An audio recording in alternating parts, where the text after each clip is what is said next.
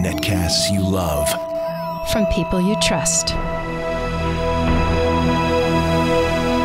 This is Twit.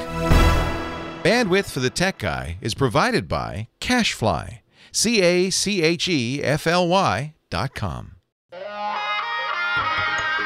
Hi, this is Leo Laporte, and this is our Tech Guy podcast for Sunday, May 12th, Mother's Day 2013.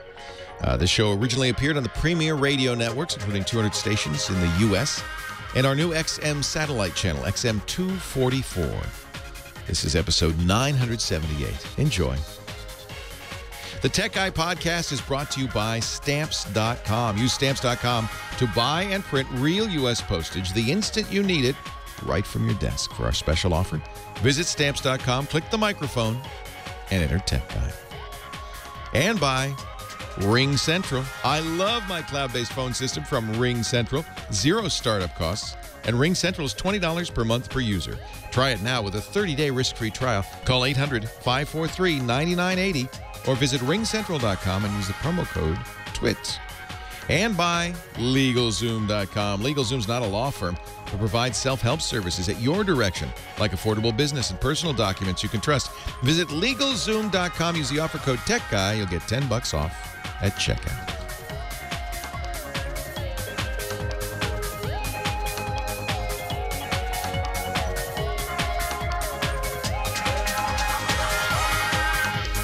Well, how are you today? Hey, Leo Laporte here, the Tech Guy. And it's time for the show you've all been waiting for, a geek and his gadgets. If you've got a gadget, if you've got little technology on your desk, maybe a computer, the internet, cell phone, home theater, Windows 95, 98, ME, Vista, XP, 7 or 8, this is the place for you. 8888 Ask Leo is the number. 888-827-5536. That's toll free from anywhere in the U.S. You'll be talking to Heather, H-Bomb. She's waiting for your call, saying, I got a question or a comment or a suggestion. 8888 Ask Leo. That's the phone number to call. Heather and I were just talking about this giant catalog. Holy cow. This is from Restoration Hardware, right? This is bigger than the old Yellow Pages. Exactly. We were transported to the 60s and Sears Roebuck came, and I've got to order jeans for school. I can understand why you'd send out the Yellow Pages, because there's still people who don't have the internet, I guess. Right? I mean, straight to recycling for me, and I hate to think of how many trees just went from happy little tree life to paper mill to pulp to printer to my house via truck to recycling. Right. All for no purpose at all. And this is worse because it's as thick as a big city Yellow Pages, but it's all glossy, lots of ink involved. So there's an app for this, you know. No, I know it sounds silly, but here's recycling. What? No, there's an app where you take pictures of the mail you don't want to get anymore. Oh. And they contact the company and say, "Hey, Leo didn't want this anymore." You sign up with it, and then you use your smartphone. I'm just looking through my app. It's called Paper Karma. I love it. Isn't that a good name? There are actually a couple of them, but this is the one I've used. So you have an account with them, so they know your address and all of that. And then they contact on your behalf Restoration Hardware or any other company that sends catalogs. And they say, hey, Leo didn't want this anymore. And it works. It's not you, it's Leo. They say that. Yeah, they do. It's nothing wrong with you. It's just Leo. He's, you know, he needs to live his life a little bit. He needs his space. He needs his space. He's not shopping right now.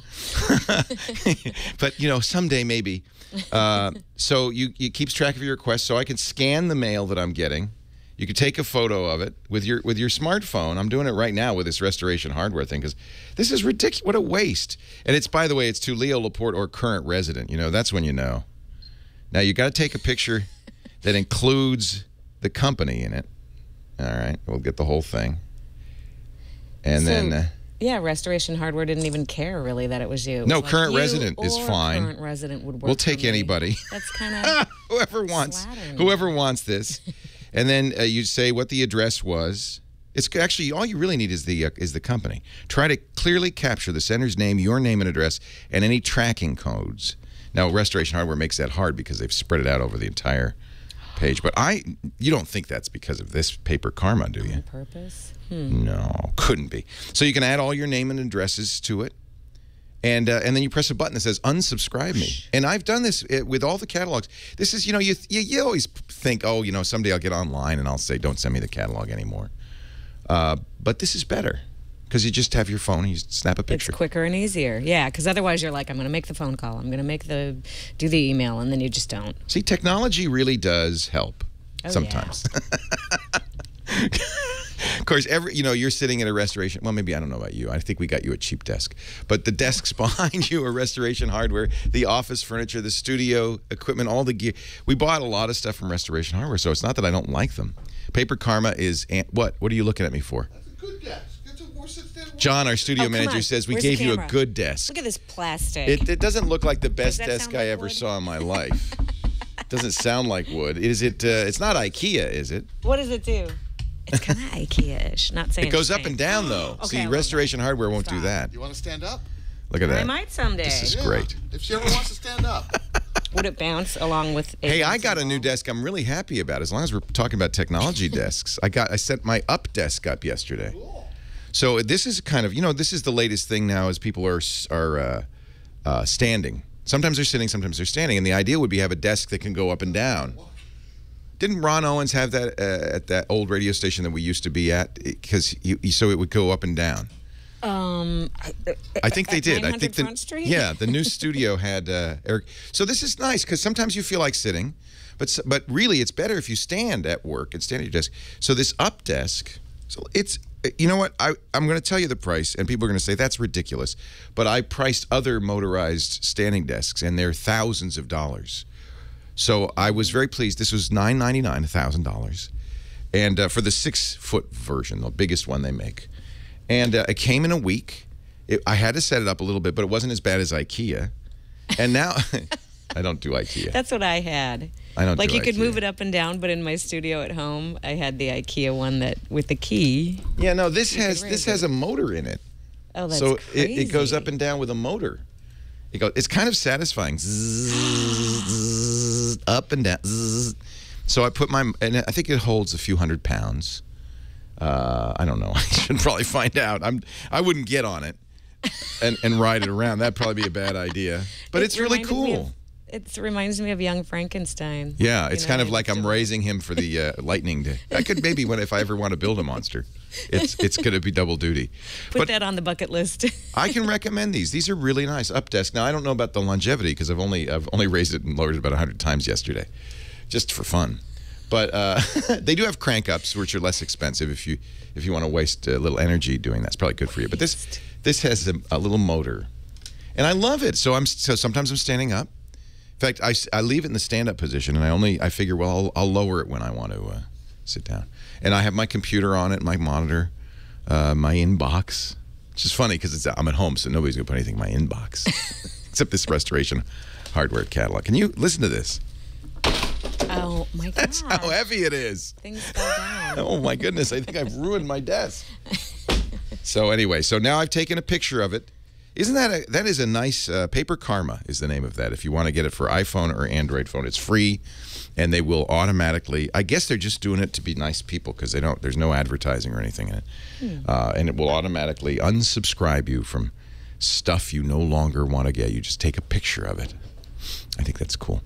Our number 888-827-5536. You'll be talking to this lovely person, Heather. And she'll take notes, write down your question, and then we'll get you on the show. 888-827-5536. Our website is tech. I'll let her go to work. Go ahead. I'll turn off your mic so you can answer calls. Our website is techguylabs.com. techguylabs.com. You can go there if you want to have more information about any of the things that we talk about on the show. And I guess that's all you need to know. That's all the information you need to know. TechGuyLabs.com, 888-827-5536. Oh, I know what else. We'll be going to the phones in just a minute. A little later on today, our photo guy about an hour from now, hour and 15 minutes from now, our photo guy, Chris Marquardt, and he'll update us on the photo assignment and bust some myths. 8888 Ask Leo. We can also talk a little bit about my experiment with my mom. My experiment with my mom to make a private Facebook page. It's not going well. She texted me. Oh, that was another experiment. I gave her a smartphone for Mother's Day, and she's now texting me about 18 times a day. She texted me and said, I see all people I don't want to see. Who are these people? I said, don't worry, Mom, they can't see you. Happy Mother's Day to all the moms in the audience. We'll take some mom calls as well, and we'll talk about making a private Facebook page, the pros and the cons. Mother's Day edition of the Tech Guy Show. Leo Laporte, the Tech Guy. Your calls coming up. Thank you, John. I love my up desk, though. I have to say, this is really, it's not a fancy desk, except for the motor. But why do you need a motor, though? You're Hurricanes, right. You don't need a motor. Motor is, yeah, and that's just manual. Yeah, and it's balanced. It's got to. Now, what was the company that we saw at Macworld last year that had? I love Anthrocart. Anthrocart had some nice ones, and those were thousands. Yeah. Yeah, the Anthrocarts are great, and they have motorized Anthrocarts, and they do more. Yeah, this is what I'm getting. I'm getting one of these sit-stand. That's pretty good. You just flip a lever and you up it. But see, if you started to load that down with a lot of stuff, it might be harder to move it. No? It's well balanced. Yeah. Damn. Yeah, I'm worried about my motor. It says, oh, it'll go for years, but I'm a little worried about my motor. And Ergotron did provide us a couple of them. So I have to add. Did this go to the post office box, or did it went to? Yeah, it went to P.O. box. Damn it. God, you probably had to. You couldn't even. This wouldn't even fit in the P.O. box. You'd have to. Yeah, there's a piece of paper. You have to go to the window to get this. You have a package. It's 800 pounds of crap from Restoration Hardware. Maybe they're listening. Maybe they're getting the message. It's crazy. Well, they have a wonderful online. It's a beautiful catalog, absolutely. They have a wonderful 94953. They have a wonderful website that you can order all this stuff from. So they're just down the road a piece. They are in our listening area. I'm going to add all the addresses that I get mail to. Never go to the post office again. Petaluma, California. And this zip code is 94952. Save. Zip is not valid. Like hell, it's not valid. Oh, there we go. All right, save. Now, okay, so this went to P.O. Box 1018. Try to clear. I have to do another picture of this. Clearly capture. I don't know how clear that was. Tap to change. Tap to change. Let's take another picture. I found out some really good things about the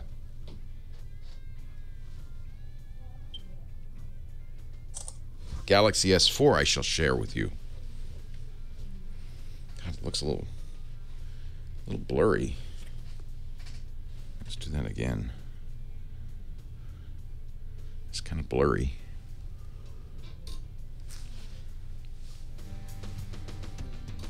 Oh, there you go. There you go. Nice and clear. Ah, yeah. Oops. Yeah.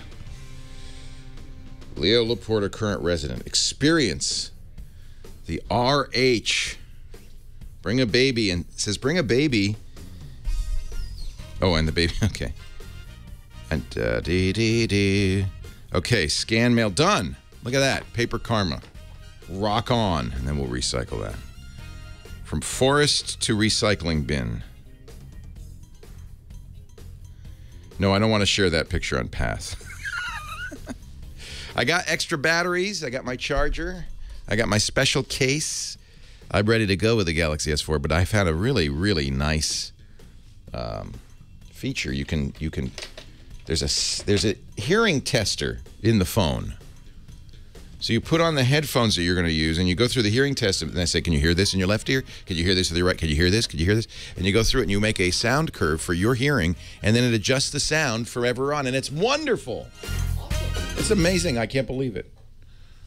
It's unbelievable. All right, let's do a show. Leo Laporte, the tech guy. 8888.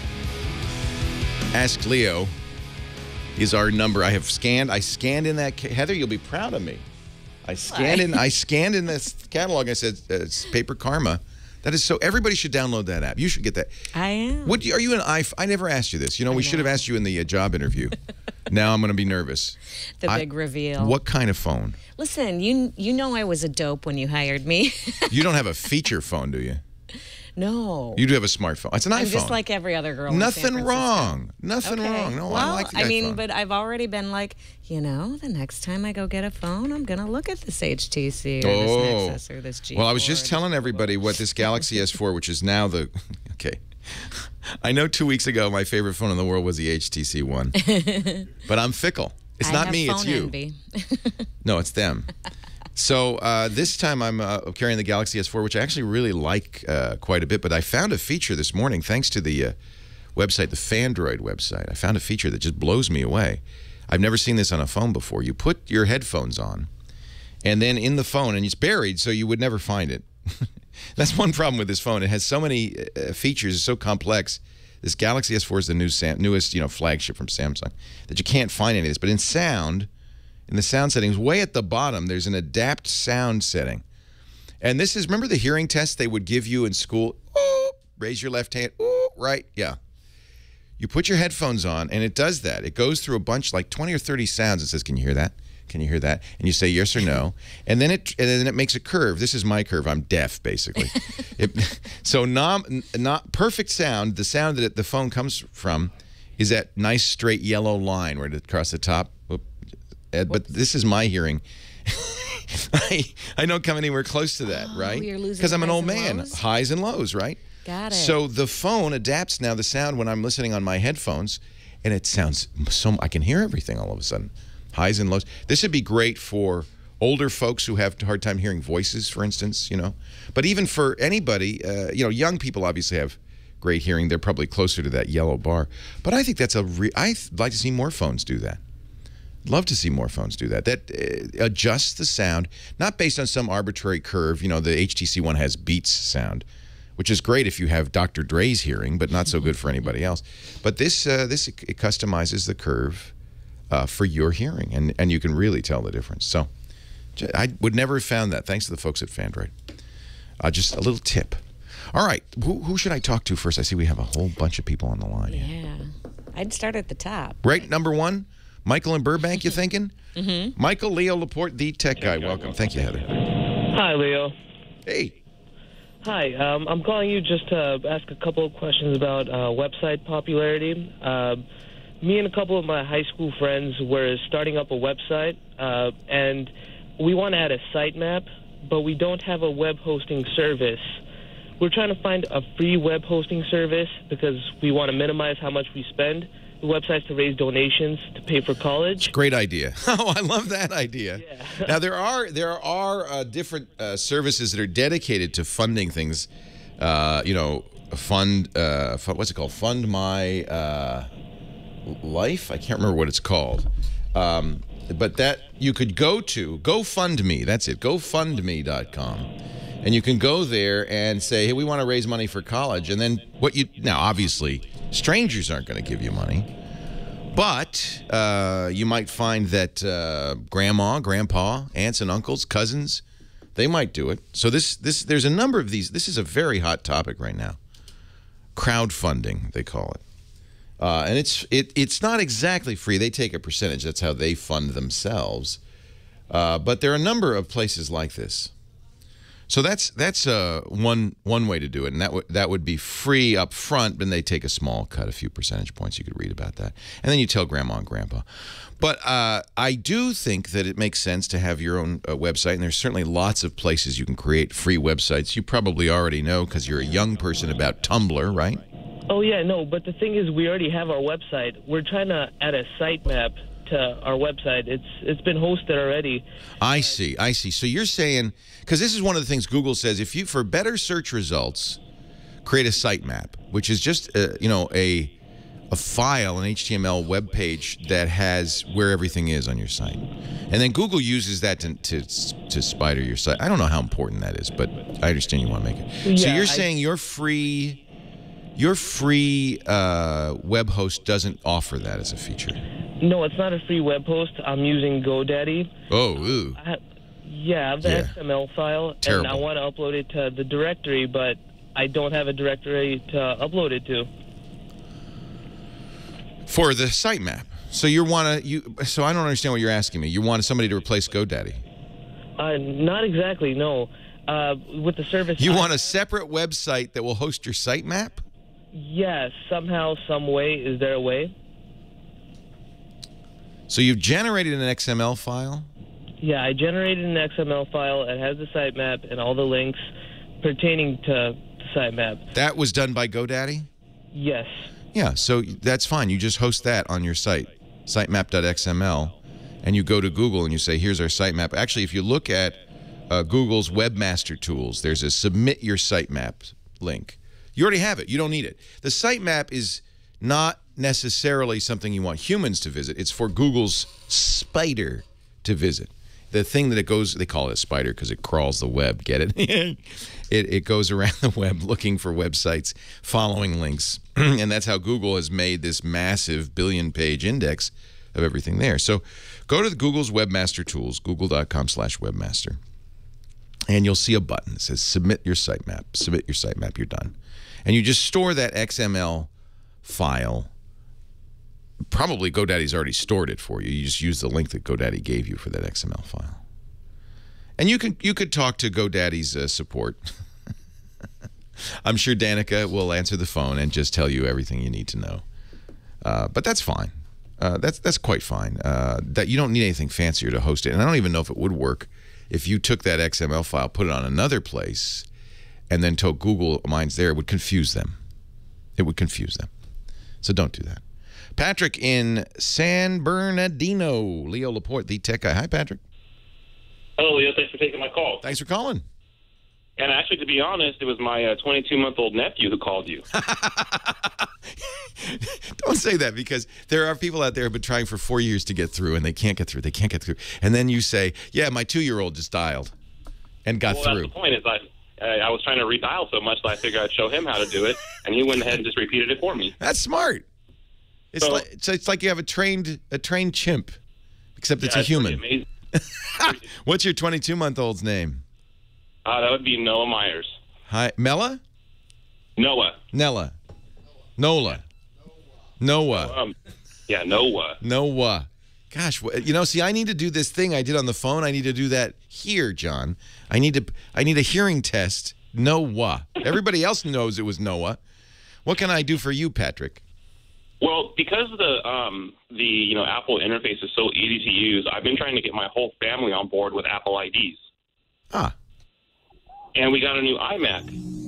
And so, there's the music. Hey, you're good. You must be listening to the show on a regular basis. Yes, that means I'm going to put you on hold. We're going to take a break, and we'll be back, and we'll continue this right after this message. Noah. How come I couldn't understand that? I need this hearing thing. I was very distraught to learn my curve. I should try it with good headphones and see what it is. Also, it was a noisy environment. That's my excuse. Huh? Yeah, there was echoing, but I think that was at his end. Yeah, I think that was at his end. I don't think that was our traditional echoing. It was just very noisy, and yeah, people are using speakerphones and stuff. It mentioned, Heather, to them, if you're on a speakerphone, that's fine while you're waiting, but make sure as soon as Leo picks you up to go to the handset. Because we don't want you to be... I couldn't find my Etymotics. I'm sure they're somewhere. It was with the headphones that came with the Galaxy S4, which are not bad. But I will use the Etymotics, because that's probably what I'll use most of the time to listen. You know what, John? This is not... I don't use that. And any day now, it's going to stop working because he never activated Windows. I just don't use it. It's just in the way. If she needs to talk to me, she can talk to me like a normal human being. Right, Heather? Huh? What? I'm just saying, don't chat to me. I'm not going to... I don't ever see that. Just Oh. No, I was just making go, fun of you in the chat room. I know. See, that's, you know. You can use the chat room. I'm talking about that thing, the extra call screen thing on the side, right? Yeah, I can't. It's too confusing to have that. And it's really little anyway, right? Well, it's little here. It's the reason John put it in is because it's more legible on that side. Oh, okay. But I'm not going to... I don't... It's too much... my brain is very limited. Dispense with... so we're going to dispense with that. I would argue that point, but yes, I will do whatever you want. Now, John, the other thing I don't have is Heather's close-up. My what? Oh, there it is. It wasn't there earlier. Okay. Now it's there. How come she's so dark? Did Ryan do that? Because we thought I looked better in the dark. I beg to differ. And you can also zoom in a little bit on her. Let's get right in her face. Yeah, perfect. Perfect. You know, maybe if I put my zoomies on, I could see you better. That's what I need. I need my zoomies. Oh, they arrived. Yeah, they came. I was thinking of those during the week and like, I can't wait to see you those. Really were really? Did you watch the Flaming Lips with them? Oh, yes. Boy, I was right there. This is the worst optics ever. It's like I'm in the band with Oh, Wayne. man. It's my new Google glasses. Maybe you're supposed to wear them under your glasses. Oh, that's much better. Oh, really? Oh, wow. Leo It's Laporte like show, please it's hold. like I'm 3 feet closer to you. Is that frightening? It's not a huge difference. Tell me if I have any cavities. Yeah. Is this better or is this? A or B? Wow. Wow, that just doesn't, that's not. But they were cheap. That's why we bought them. Stocking stuffers. Oh my gosh, yeah. Yeah, really useful. Can I tilt my head a little and smile? Oh. So the other thing. Senior prom. Yeah, picture. yeah. Tilt your head and smile. The other thing I don't like is this shot is I'm no longer in that shot. So someone said we kind of matched today. We do. We're both wearing, not really, pinky rosy. Mother's Day. Yeah. Now, I saw a nice picture of your mother. Was that you? Oh, on Facebook? Yeah. Isn't she cute? Yeah, she's adorable. And so, now where does she live, though? She lives in Chicago? They're in Dublin, California. Oh, so are you going to go there for Mother's Day? Yeah. Oh, I that's actually nice. ran across the street You zoom before and, I got and here. tilt. And got her some stuff? Got all kinds of stuff. Good. I got the halibut. Yeah, zoom I'm a little doing, bit. Pistachio No, yeah, encrusted. a little back, and then tilt it. Oh, so and you're going to bring them dinner. Yeah. Isn't that sweet? Totally forgot the wine, though. Tilt it a little bit more. But my dad's got like a huge wine cellar. I just feel like, oh, am I cheap Isn't if I don't that bring the wine sweet? too? That's perfect. Thank you, John. Well, I'm not. There, I'll you just go. move over Now when I now talk to you her. have to move it. No. Yeah, perfect. Right there. Don't move. Okay. Because I'll just go like this. Carbonite's the billboard. Thank you. Oh, and I see what you wanted. You wanted the monitor over there over her head, because that's me. Oh, hey, Nathan, you can hear me, right? Okay. 8888 ask Leo. Telos Joe Talbot, who's in the chat room. We have a great chat room. We have some very interesting people in there. Says, you know, because Telos is the company that makes our soundboard and our phone equipment, everything. Everything we use is Telos. He said, I like the idea of a hearing test EQ setup for your Axia console. That's a great idea, Joe, because DJs are all deaf. Us talk radio guys, we listen really loud in headphones. We're all kind of deep. That guy on the other station, Bill Handel down in L.A. on KFI. No, who is it? There's somebody who like has the worst headphone I've ever seen hanging off of his ear. You know what I'm talking about? No. And it's so loud you can hear it when he's interviewing you across the room. You can hear it coming from the thing. It's not even a headphone. It's like a speaker he hangs from his ear. And it's a national program? Yeah, I can't remember who was. I won't name names. Right. Won't name names. But see, so we should definitely, Joe Talbot, a feature request for this. The reason we use the Axia, which I'm totally in love with, and thank you, Telos, for that, is, oh, look, now I'm in the mirror and reflected, is because it's like a computer. It's IP based, so it takes the sound and it turns it into digital packets that we can fly all over the place. So we can do anything we want with that. Anyway, let's get. I'm sorry. Easily distracted. Did I lose the guy I was talking to? Did I push the wrong button? I think I did. He's gone. Oh, rats. Oh, rats. Well, let's call back. Heather will be looking for you. JD in Los Angeles. Hi, JD. Leo Laporte. Hi, Lee. Oh, that was the one where the 2-year-old was dialing again and again. Is he Noah? Patrick. Yeah. He's gone, isn't he? Get Noah to dial again. Oh, no. Anyway, JD, what can I do for you? Hi, Leo. Well, I've got a pretty extensive Fios network here at the house. Oh, I'm so jealous. Is it Fios, Verizon Fios, or you set up your own fiber optic? No, it's Verizon. It's their new Mega good. Fios. What is, Mega Fios? What does that mean? I don't know what they call it. They recently upgraded Fios. If you pay $10 more a month, you get a better quality Fios. How fast does it go? Oh, I don't know my numbers, Leo. I'm Really sorry. fast.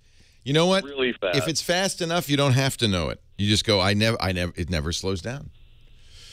It never slows down. Oh, I'm so jealous. It's a quality product. But I have a weird problem. Yeah. Well, we have our main CPU connected directly to the modem, so it's hardwired. Then we have a laptop and a second CPU, and every time we start up, it grabs our neighbor's unlocked network. That's terrible. Okay. So it really is the Verizon, the Fios modem is a Wi-Fi router as well as a modem? Yes. Okay. So it's the Wi-Fi that you would normally attach to. Correct. But your computers, unfortunately, see the other one. So, and his is unlocked, but yours is locked? Correct. And your computer is preferring the sexy unlocked Wi-Fi next door. The grass is always greener, isn't it? Well, it's not bad for speed, but I have a pretty extensive home. No, you're on Fios. You want to be on Fios. I mean, one thing would be nice as a neighbor to go next door and say, hey, could you just lock your Wi-Fi? They should anyway. They shouldn't have an open access point. That's risky for them. I agree, but I have no idea who it is. I could go around the neighborhood. You can put up flyers. To the person with the unlocked Wi-Fi, I see your network. I think it's auto-joining because at some point you joined it manually. You said yes. So I think you can go into your network settings and forget those access points. Say, I believe I've tried that. What if that doesn't work? I'm just looking here at my setup because I have Wi-Fi also. Now, you're on a Mac or a PC? We're on a Mac. Okay, well, that's good because I'm looking at a Mac here and the network preferences, and I see other Wi-Fis. And let's see if I can forget that Wi-Fi. I don't want to see it anymore. I don't like you anymore. You know, it doesn't look like I can actually. Oh, wait a minute. I can subtract it. I can make the service inactive. I can manage. It seems like I should be able to just forget it. Is it under advanced? Let's see under advanced. Yeah. Remember networks this computer has joined. So in the network system preference pane, you'll see all the networks that you can see. And go and click the one that you don't want to join, the neighbor's sexy Wi-Fi. And click advanced, and under Wi-Fi, you'll see the names of the Wi-Fis, and you can unremember that. You know? And then you'll also see, and this is probably even more useful, drag networks into the order you prefer. Oh, yeah. So then you could say, hey, I strongly prefer Fios. I am a Fios guy. Fantastic. I think that would fix it. So take it out of your preferred networks and say, hey, this is the order I prefer. You could do that on Apple's. On Windows, I believe the same kind of rough capability is there. You don't want to join the neighbor's Wi-Fi. Excellent. Yeah. Thanks, JD. Thanks, Leo. Nice to talk to you. Did we talking to you too. Take care. Did we get Patrick? We didn't get Patrick back. Oh, not yet. Like that? No, Patrick. I'm so sorry. Do you remember what it was? Because he talked to you. What was it he wanted? Right. So they have an iMac for like a week now, and they haven't been able to get the whole family their own Apple IDs. It cut them off at 3. Oh, why did? Oh, because why would it cut you off at all? How would it even know? You need to have unique email addresses for each Apple ID. I think you know that. There's no limit to the number of Apple IDs you can have per, just as long as they have different email addresses. I don't, it's the credit card. They're using the same credit card. James is right. James in our chat room said you can only have 3 on the same credit card account. And that makes sense because, they want to limit how their liability. So I think that you need to get another credit card number. That's all. One thing, and I highly recommend this. There used to be, and I think that's less common, but I know a couple of credit card companies will do this. You can generate, and this is the best thing to do anyway. Generate a one-time use credit card number. Maybe the chat room could tell me if their credit card does this. American Express, I think, does. You could generate a one-time only or one-use only credit card. So you can say, this credit card is only good at Amazon. This credit card is only good at Apple. It's a virtual credit card number. If you can do that with one of your credit cards, then you're golden. Just generate a couple. PayPal will do that. Discover does it. Chat room's telling me. Plasmid Vectors, thank you. Citibank can do that. So there's a few. Maybe you're lucky enough you have one of those. Did you get him back? He is back. Oh, my God, it worked. It's amazing. Thank you, Noah. 4. Noah, you're so good. Did Noah dial again, Patrick? He's over eating a little bit of lunch, so I had to do this one myself. Wow. I'm so sorry we hung up on you. I say we because I mean me. It's the royal.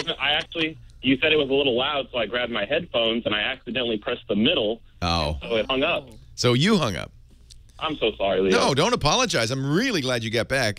And now everybody who's been trying for 4 years to do it is just kicking themselves because Patrick got it twice in one day. And guess what? Listen. See, hear that? I'll try not to hang up. Don't hang up. We'll be back right after this. I can't believe it. Leo Laporte, the tech guy. Can't believe it. Oh.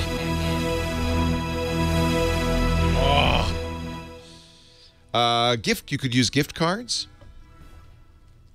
It's a good idea not to have your credit card, just kind of generally at Apple. I would say have a single-use number. Or it's okay. So there's 2 different things. Our Chandra is correcting me, and you're right. There's single-use, which you can use once.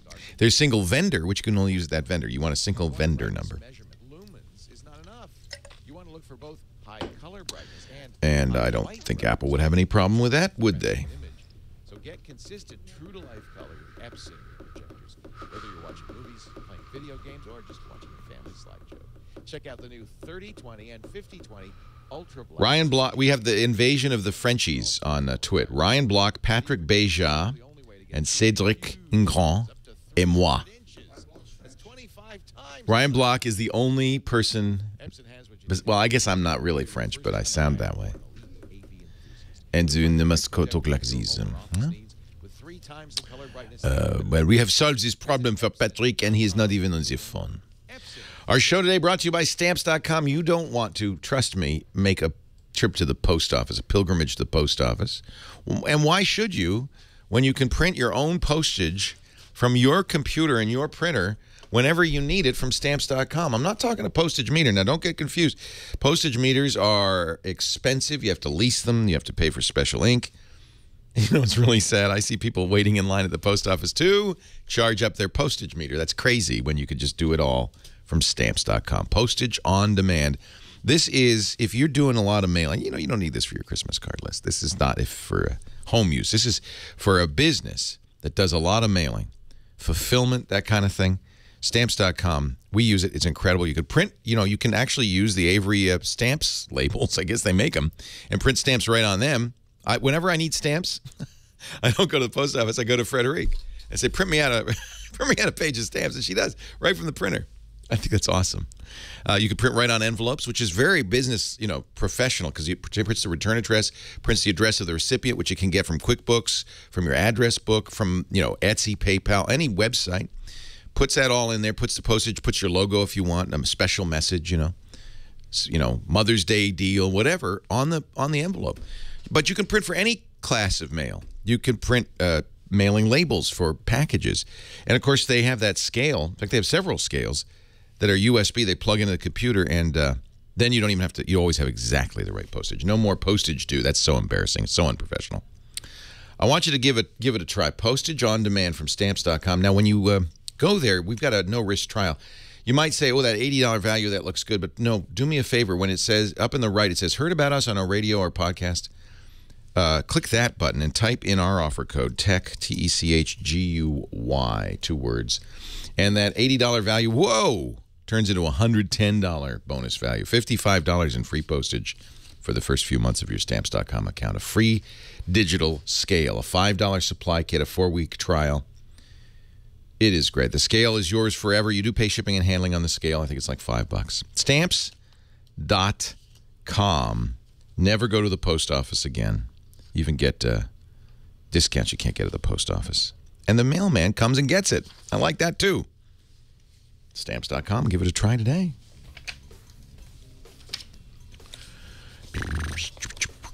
What'd you do for Mother's Day?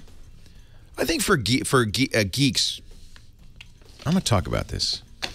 You could help Mom for Mother's Day.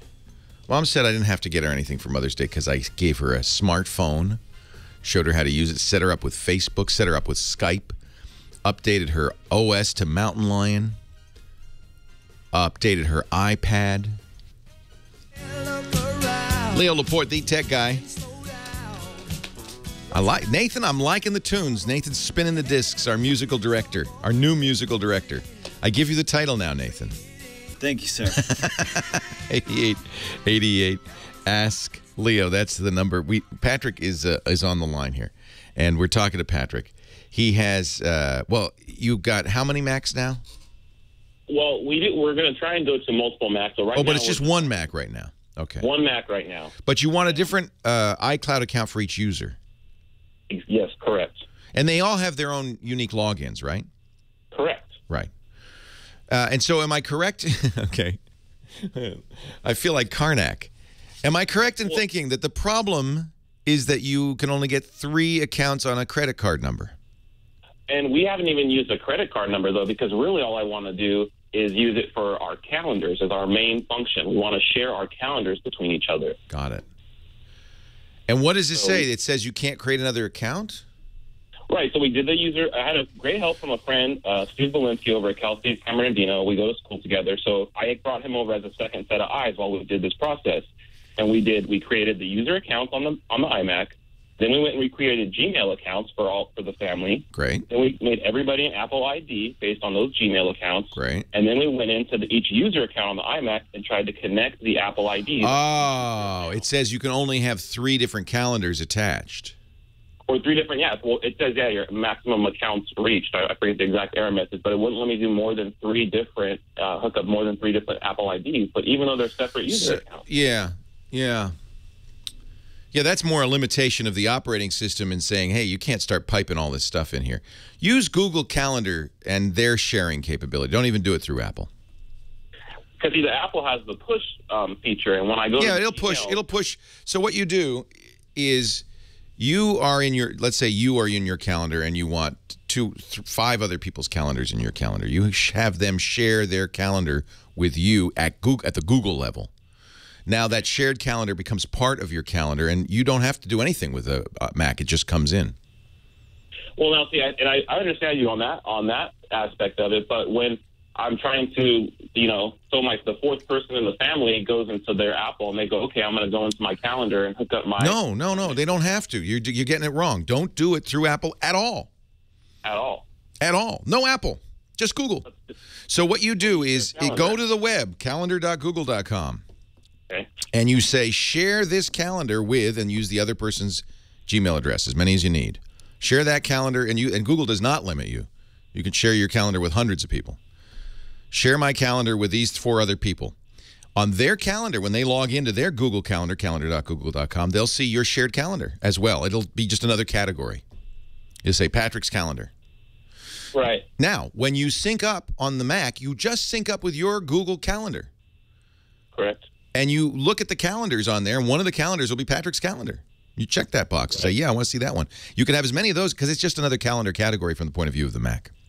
Right. So sharing the calendars between us hasn't been the problem. But when the 4th person goes into their brand new user account on the iMac, they can't hook up anything to the actual iCal program, even if it's just the Gmail. Well, that's not right. It doesn't seem right, does it? So, okay, I'm understanding now this, but this makes no sense at all. So the computer is saying, I don't care how many user accounts you have. Right. You can only hook up 3. You can only go in here and hook up 3 different, unique.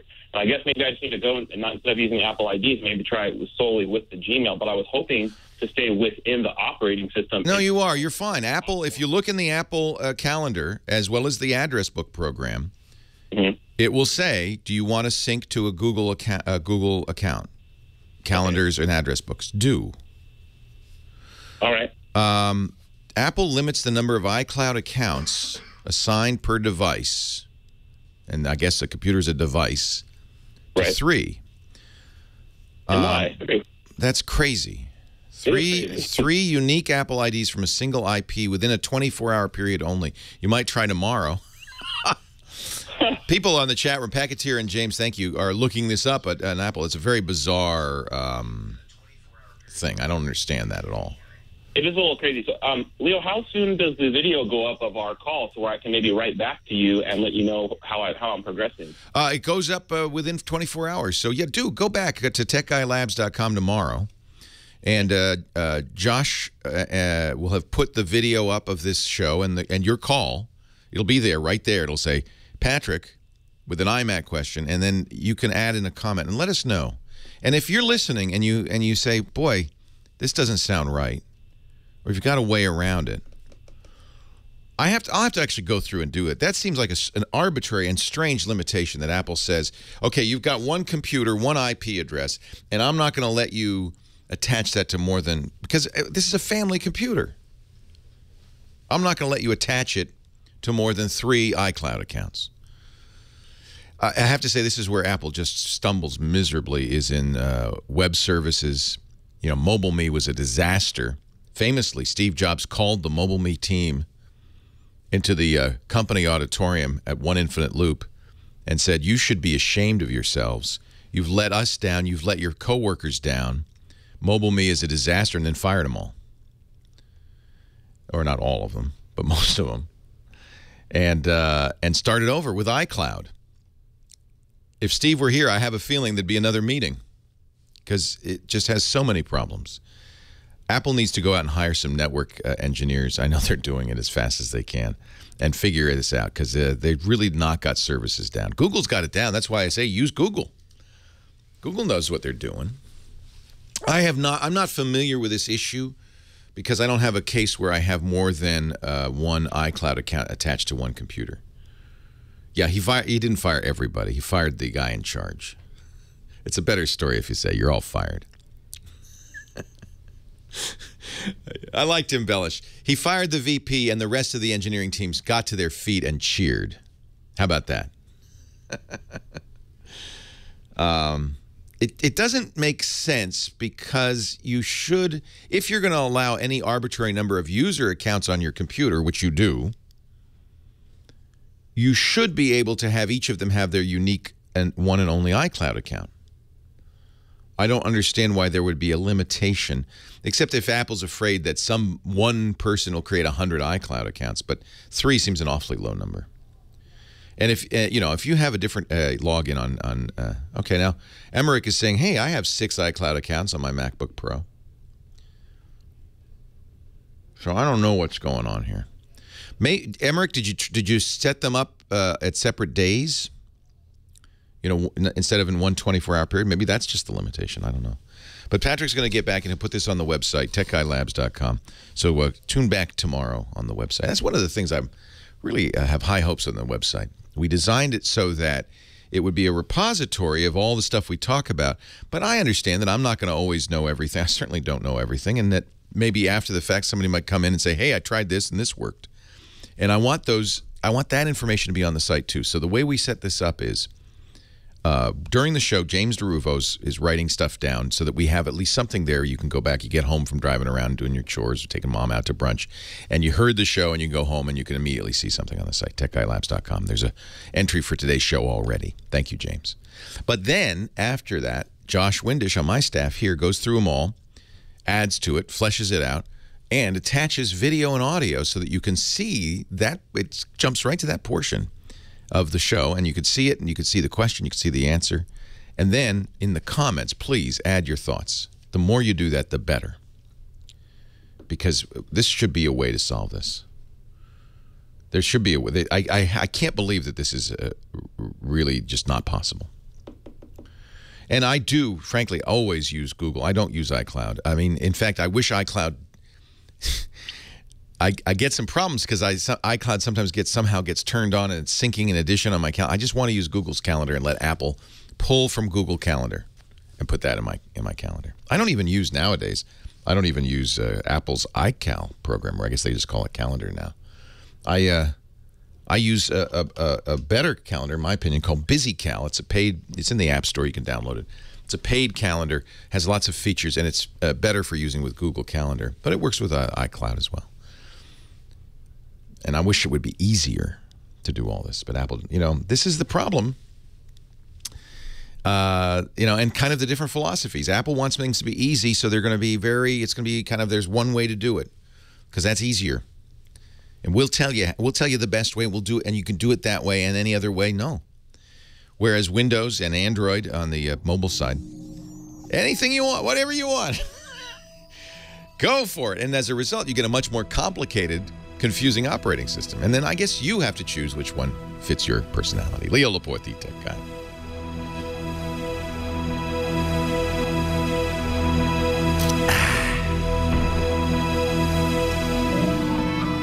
So I was put in the chat room. I haven't finished my project. More and more people put in the chat room up on IRSSI, right on my cathode. Let me see if we can get this working here. IRSSI. I think I have to sudo port install IRSSI, and I think I got Xcode on here now. Let's see if it'll run. Yes, no. Failed to locate make and path. Oh. Command line tools for Xcode. Oh, they're not installed. Okay. So I have to go to guide.macports.com/chunked/installing Xcode. Can I copy this? Oh, I can. Look at that. This is very modern.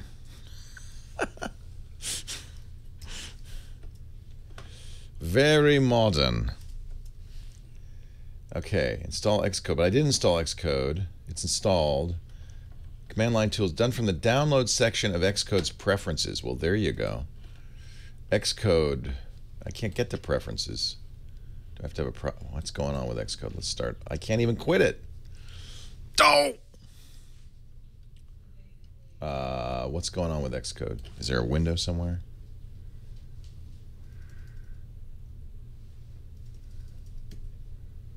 Xcode. Let's just force quit it. It's probably something I did. All right, let's relaunch Xcode. Okay, thank you. Welcome to Xcode. Yes. Okay, preferences. Okay. Downloads. There we go. Check for and install. Check and install. OS 6 simulator I don't really care about. Provisioning profiles I don't care about.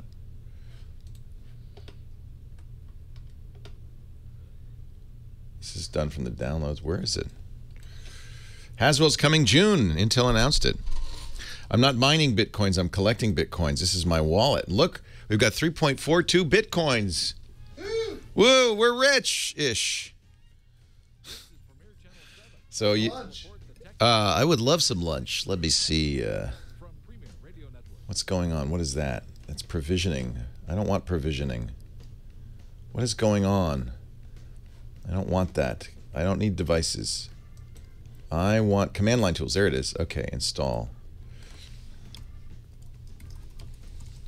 I guess I had to update the... Before installing, note that from within terminal you can use XCrun tool to launch compilers and other tools embedded within the Xcode application. Yeah, but it'd be easier just to install this. Okay. And I don't need the simulators. Let me look at lunch. PetalumaMarket.com. Today is Mother's Day, May 12th. Vegetable barley, salmon corn chowder, Turkboodle. It's the same as yesterday.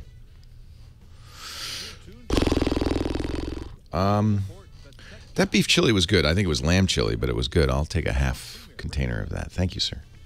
John, you're so kind to me. So kind.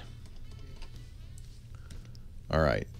Installing. You wouldn't think command line tools would take this long to install, but they're still installing. It's 118 megabytes of command line tools. That's ridiculous.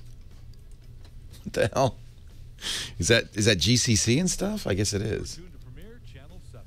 All right, once that's installed. This Week in YouTube is on right after the radio show, 2 p.m. Pacific, 5 p.m. Eastern Time. Does that answer your question? Oh, you're a very unpleasant person, which you're never coming back again. In fact, let's just block that IP address entirely. This person is a 2-year-old. We don't need 2-year-olds in the chat room. All right, now I can close out of that. Go back to cathode. Let's make the font a little bigger so you can read it.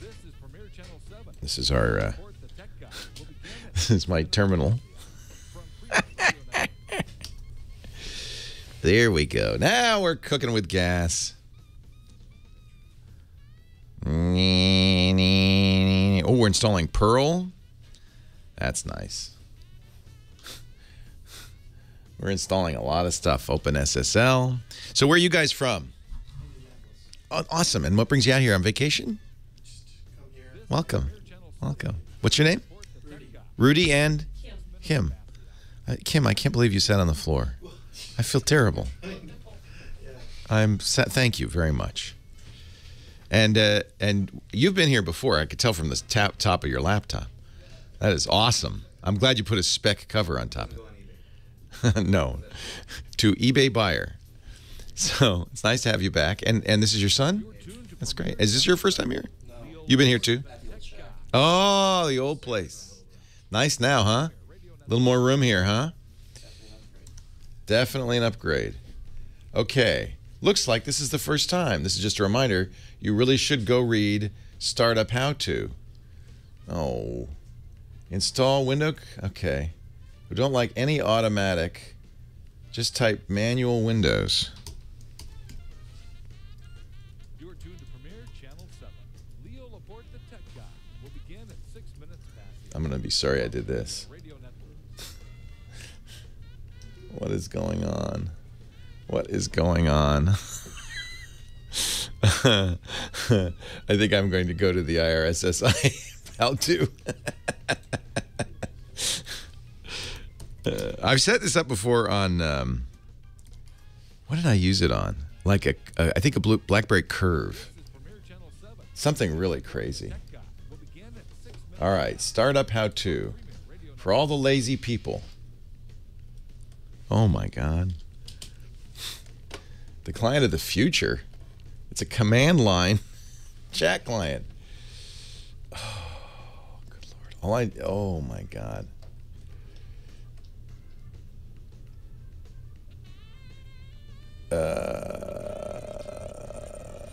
Colors don't work and you know you're not going to use some weird non-VT compatible. Just say turn. Okay, we are going to do that. That's for sure. What else?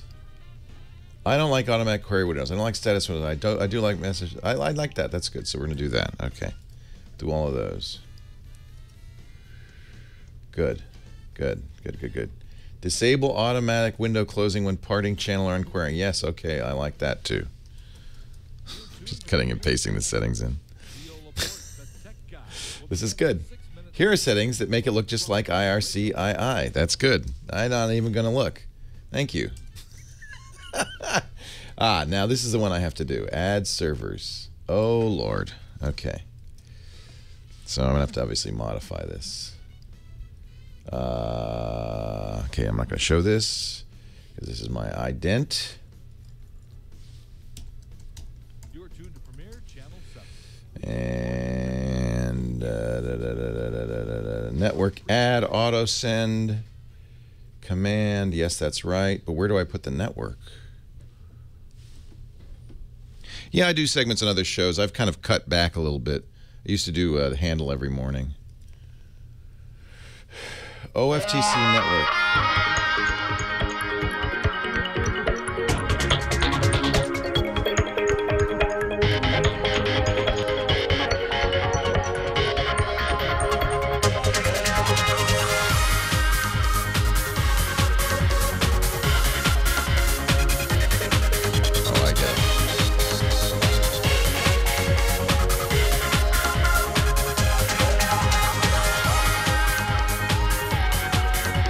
Hey, how are you today? Leo Laporte here. This is the Tech Guy Show. Yes, your worst nightmare. A geek with his own radio show. 8888 Ask Leo. That's the number to call a geek. Or you can really geek out and join us in the chat room. Yeah, with 1,000 other crazy people, crazy geeks. You'll find that at our website, techguylabs.com. techguylabs.com. And we love having you there and having you on the air. And I'm going to go to Heather. I warn her. I make a hand gesture. Okay, that means I'm about to go with you. Go to you. Turn on your microphone. Heather, do we have another caller? We do. I'm liking this to kick things off the hour for Mother's Day. Frank in Huntington Beach about photos and negatives and keepsakes and things like that. Oh, isn't that nice? Let's go to Frank in Huntington Beach right now. Thank you, Heather. Hi, Frank. Hey, aloha, Leo. Aloha and happy Mother's Day. Hey, same. What can I do for you? Well, we did some spring cleaning, and we were cleaning out our garage, and we came across a number of our parents' photo albums. Oh, neat. Some old slides that I had taken many years ago, and even some negatives. And so we're looking at all of these photos and other media, and we said, wouldn't it be neat to put this on some kind of digital format where we could kind of see it all in one place rather than have, all these different formats. So my call is to ask you what your recommendations would be to either use a service or buy something to do it in-house. And you could do, the less expensive way to do it is to do it in-house. However, I think your time is worth something. You can buy a scanner and all the equipment, and sometimes if you want to do it fast, sometimes people buy an easel, a tripod, some lights, and use their camera to take pictures, because actually if you have a high-quality digital camera, you can take a picture of the picture that's going to be almost as good, if not as good, as a scanner. And it's certainly a lot faster. So the fastest way to do it, do you have a good digital camera? Yeah, I have an NEX-5. Oh, yeah, that's excellent. Oh, that's nice. So you'll want the right lens to get a nice close-up full-frame shot of it. You'll want an easel and a tripod because you want to make sure that there's no parallax, right, that they're exactly parallel to the lens of the camera and the image. You want some lights from the side to light it. And then it's very easy. You take a picture out, put it on the easel, snap. Picture out, put it on the easel, snap. That's the fastest way to do it. What about some of the really old pictures, like from the early 1900s, from my grandparents, et cetera, from Hawaii, and the pictures are kind of, that got at that patina? Yeah, so that's then a Photoshop job, right? You can go in there and you could still take the pictures. By the way, this is not what I'm going to recommend, but I'm telling you the do-it-yourself method. And then you Photoshop it, and you can clean up stuff and so forth. So this would be my next career for the next year. Well, that's the problem. If there's thousands of them, good luck. So we had similar situation. My mom in her attic. I had many years ago taken all of the family slides because for some reason my family decided to take slides. Not in slides is even more difficult. You can't just put them on an easel. You've got to scan them. It's tough. Right. So we had thousands of slides, and I had put them in Kodak carousels. We had 20 Kodak carousels in the attic. And now, first of all, I'm not going to... We used to have slideshows. We'd set up the projector, set up the screen. Remember this? And then it'd go... Really, 4 hours later, the entire family is demoralized and dejected. Yes. Why? You did it because there used to be a company called I think it was RGB, where you used to buy the film and send it to them, and they'd make you like a slide and a photo, and it cost virtually nothing. You remember that? It was yeah, but all of those people are out of business now, right? Oh, yeah. Kodak's Chapter 11, folks. It's not good. So if you have a mixture of slides and prints, you have prints that are not in great condition, slides that might be dirty, you can, if you really care, you can go through it. You can buy the right equipment. You can clean it up. I recommend that you use a service. We used a service. The slides were in Rhode Island, and my sister, who is an artist and worked at Rhode Island School of Design, found a really great company, and they scanned it, and it was very nice. But the one I recommend nationwide is called Scan Cafe. Okay. And they will take videos, film, high Super 8 film, slides. They'll take pretty much any format. They have the best deal is they have a box that you throw as much stuff into one box and you throw it to them. But you can also do it, and it's about I can't remember it. I think it's like 20 cents, maybe less, 15 cents an image. It is worth doing this because if you do this, you're going to have it digital. They clean it up. They'll make it nice, and then it's permanent. And everybody in the family can have a copy. Once my sister did this, we got CDs for everybody in the family, and so everybody has a copy. There's no chance they're going to get lost anymore. Okay. And then we use the service, and then we get it, and we selectively find a couple of photos we'd like to enhance even more. Would they be able to do that also? Yeah, or you could if you have Photoshop elements or Photoshop. It's very easy to play with these because now they're high quality digital files, right? When they scan a paper photo, they scan at 600 DPI, 600 dots per inch. Oh, excellent. That's as good as the original. And they do some cleanup. You can pay for more cleanup if you want, or if you. It's very easy using Photoshop Elements, the $99 program that Adobe offers. They have a heal tool that will get rid of lines and hairs and cracks. You can colorize. What's one thing that's really fun is to take a black and white image and subtly colorize it. And there's guides online. You'll make an extra layer in Photoshop, and you do a translucent, very kind of pastel colorization, and it looks gorgeous. And it's a wonderful gift if your folks are still alive to get the wedding photo, take the black and white wedding photo, subtly and beautifully colorize it. Yeah, unfortunately, my parents are passed away, but we're going to Hawaii in July, and I want to visit with my aunties and uncles, and I wanted to take some photos for them to see. They'll be so thrilled. They'll be thrilled. This is well worth it. Scan Cafe is a very good national service. There are local companies. In fact, every town has somebody that does this. But this is the one, since it's a national show. They really are a good company. They do a great job. They have drop-off. Let me look. You're in Huntington Beach. Yeah, they have. Their facility is in the San Francisco Bay Area, so wouldn't be good for you. But there are companies in the LA area that do that, and they do have drop-off if you're in the North Bay area. Otherwise, or Northern California area. But otherwise, they will give you a box and you just ship it off to them. All right, excellent. Thank you for your recommendation. Oh, I think that's a wonderful thing to do. My pleasure. Aloha. Mahalo for listening. I appreciate it, Frank. What a great idea to do that. And, if you have a small number, 100, 200, you could do it yourself and really take the care. I do recommend before you go to Scan Cafe, you prune through this stuff because there's going to be a lot of things you don't want to spend 22 cents on. It adds up if you can get it down. I'd already culled the slides and put them in this carousel, so I knew that I had gone through them and gotten rid of stuff I didn't want. But I was so grateful. And the next thing I did is I put them online so that I can then, the immediate family members got CDs, my mom, my sister, my dad, but I put them all online as well so that I can refer some. They're private, they're password protected. But I can refer somebody to the online site, and you can use Flickr. I use SmugMug. There are lots of sites that you can do this. And I could say, hey, if you want them and you want to get prints, they're all online. This is a very nice project. Highly recommended.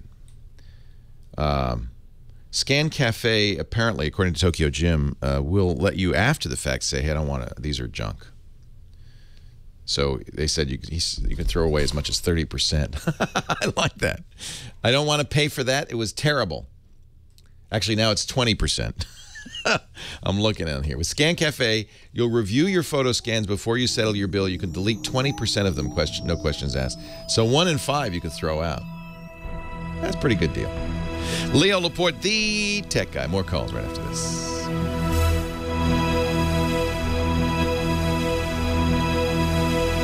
What used to be 50%, then it was 30%.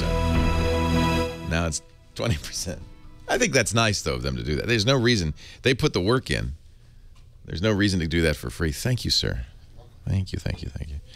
Our show today brought to you by our phone system. Literally, quite literally. But the phone system we use for the office is Ring Central. And I want to tell you a little bit about Ring Central because it's a great place to go. If you are a business, you're setting up an office, maybe you're setting up multiple offices, all the more reason to use the #1 cloud-based phone system in the world, ringcentral.com. Really great for offices in multiple locations. Great for a growing business like ours. There's no PBX in the basement, no lease. There's no setup fee at all. It's completely cloud-based. So that means I just plug in a phone. When a new employee comes in, we give them a desk and a phone, plug it in, and they're good to go. Easy to add them to the phone tree. You can do that all from the web. They have a new feature now. If you use Salesforce CRM, oh, this is so sweet. The sales team will love this. You can integrate all your phone calls into your CRM seamlessly while you're on the phone. You can create a new record for contacts and leads, take call notes in real time on the call, and it's all built into Ring Central. This is cool. They have Ring Central conferencing now. They have business SMS. See, the advantage of having a software-based system is it's infinitely expandable, and they've done so many great things. You can have the Ring Central app on your smartphone. Means my employees can call using their smartphone, but we pay the freight because it comes from our 800 number because they're using the app. They can even do texting that way. So the text comes from our business number. Incoming texts to our business number are routed to our employees. So is their voicemail automatically sent to their email, the faxes. So many features. I want you to try this free for 30 days. Now, that's nice. Call 800-543-9980 or visit ringcentral.com and use our promo code TWIT. Really, and I know this is kind of a specialized product for anybody who's setting up an office or a virtual office. Your house and it wants flash. Your house and somebody else's house could be one office. Ringcentral.com, offer code Twitter, call 800-543-9980.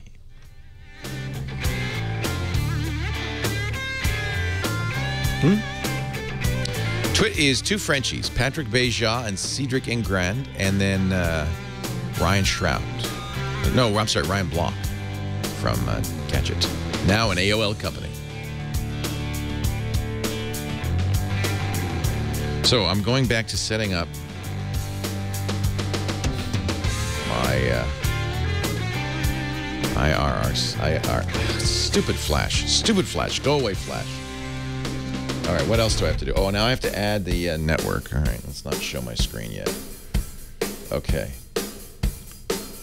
So, I already did that. What I want to do is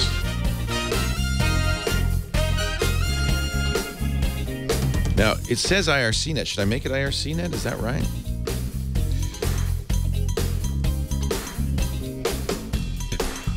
And then okay, that's saved. Automatically join. Okay.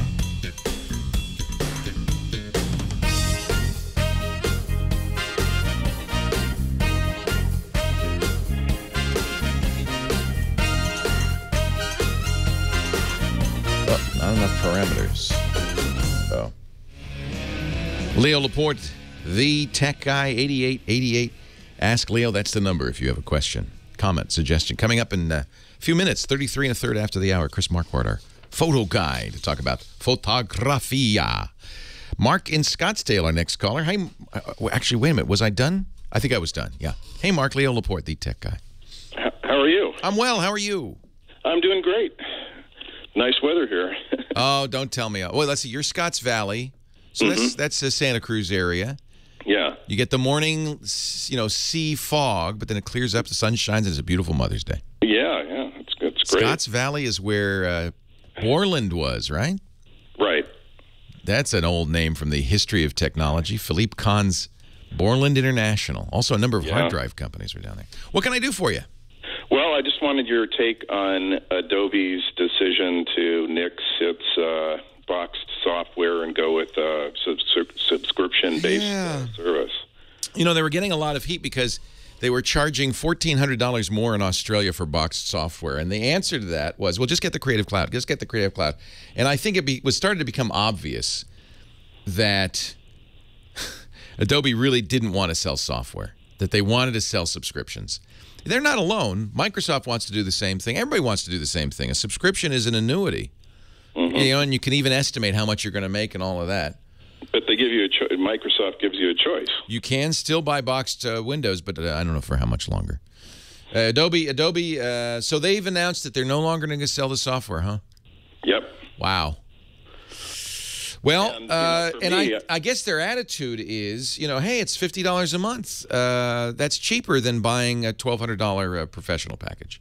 But I use Photoshop only, and I've been using it for maybe 15 years. I bought the full version once and have upgraded every other version since then, and I estimate that I've spent maybe $1,200, maybe $1,500 tops on Adobe software in 15 years. Yeah. Well, you'll spend more than that from now on, and that's why they did it. Like quadruple. Yeah, they're for a single app, $20 a month, $240 a year. Right. So I would buy the last version of Photoshop that you can get, I think CS6, and stop. That's what I'm doing. And if enough people do that, then Adobe will change your mind. But until then, you're stuck. Now, the good news is there are more and more. There are certainly on the Mac side, there are alternatives to Photoshop. Right. There's Acorn is getting better and better. I like Pixelmator. Both are much cheaper. Are you on Windows? I'm on both. Both, yeah. So I think that's also an opportunity on both Windows and Macintosh for companies to come along and say, okay, we think there's still a market for a boxed piece of software at a fixed price. Yeah. So you just have to hope the market pays attention, because that's about, exactly. That's about the choice. There is a student and teacher plan, which I think is great for the Creative Cloud. That's $20 a month, but still for a lot of students and teachers, that's too much. Right. It's a shame. It's nice that there's nothing nice about it. It's it's nice that there's competition, I guess. I think it's a perfect example of what happens when there's a monopoly. Right. Because then they could charge whatever they charge. Now, there isn't really a monopoly. There's a psychological monopoly, because once you're a Photoshop user, I use Lightroom and Photoshop. I understand you want to use those. I never was seduced by the Creative Suite because it was more than I need. Although we do buy it for work, I have 2 copies, right? 2 subscriptions, because our editors love to use all those other tools. But I just, you're right. I probably will not buy a subscription. I haven't yet.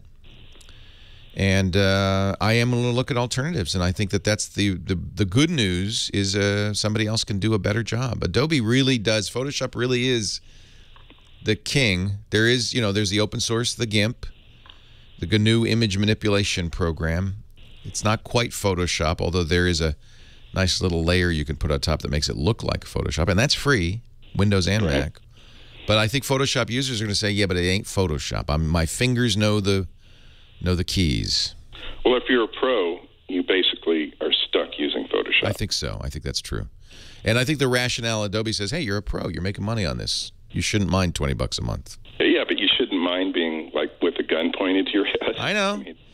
And, I think it has to do with 2 things. One is, steady revenue, known revenue. And the other is to stop piracy, right? Because if you sell a disc, then it can be pirated. If you have a subscription, you could just say, hey, it's not going to work unless you give me the $20. Well, I don't think that's the case, because when you with this Creative Cloud application, you actually download the application and it's on your PC. Right, but it won't work. And crack it. Well, I guess that's what it'll have. And you know what? Give pirates some credit. They'll crack it, won't they?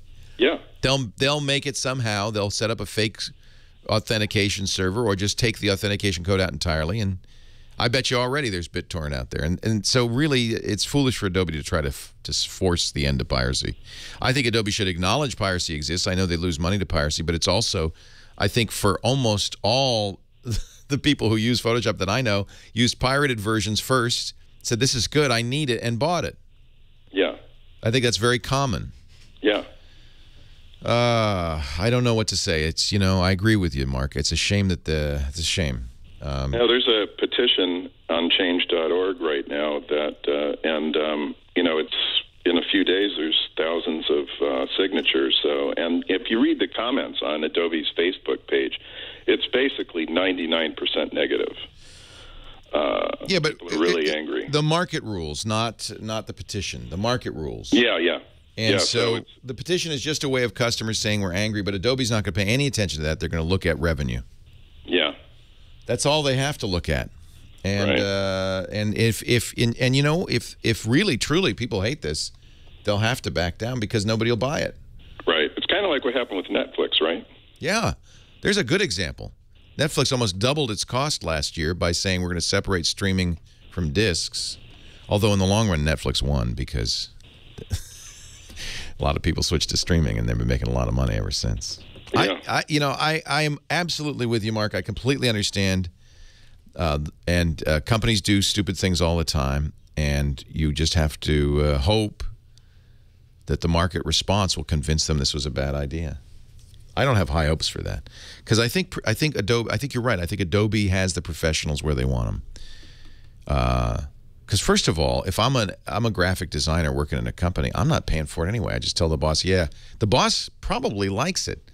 Oh, it's only $20 a month now? Oh, that's great.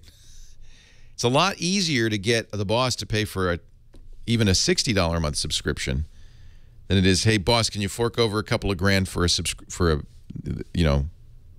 Creative Suite every 2 years? So my suspicion is that they've already checked with the market, and they're pretty convinced that the market is going to prefer this. Businesses like subscription plans. That's why Microsoft does it. In our chat room, UOSDWiz says, bosses don't have calculators? No. No. They have spreadsheets. It's a whole different thing. We're going to take a break. When we come back, let's talk photography. Chris Marquardt, our photo guy, is here. And then we'll get to Mike in L.A., who likes the comment section but says, I can't see it. Well, we'll help you. Leo Laporte, the tech guy.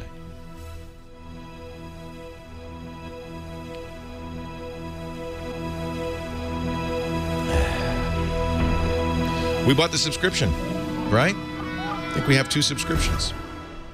It's actually preferable. It's much preferable to pay $30, $40, or $60, or $120 a month. And you know what it's going to be month in, month out, than to get a big balloon every 2 years for the upgrade. Now, I got to keep doing this now. This is going to... Okay, I got to add... let's see. Highlight Nick. All right. This is crazy.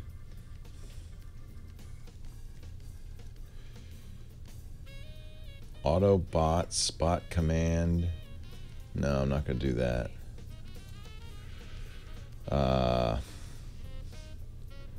So that's good. Okay, that's all there. Actually, I don't really want 2 channels. That was a mistake. Because I don't want a split window, right? Can I forget a channel? Who knows?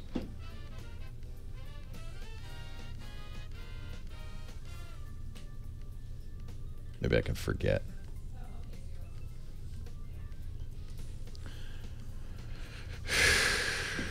Okay, and then the last thing I want is highlight Nick.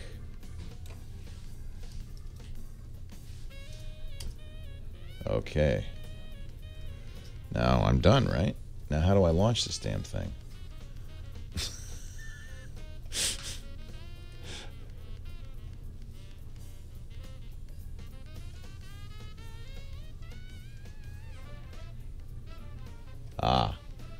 Password I could do. Okay. I don't want to do that. All right. Setting up Windows. Blah, blah, blah. Status messages. How to support multiple servers. So I just launch it, right? Connect. Not do anything? No, let's get out of it. I don't even know where I am.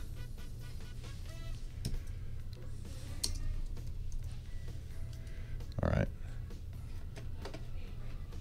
Let's go full screen. Let's make the text bigger. IRSSI connection. Oh, it's working. I don't know what it's doing, but it's working. I hope this stops sometime. This is listing all the people. So it's going to list 1,000 names. There we go. Hey, it's working.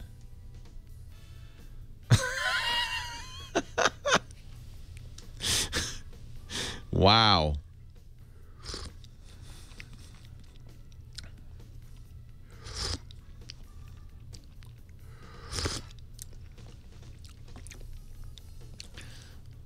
Should I try a different, let's do it in amber. Make it a little bigger.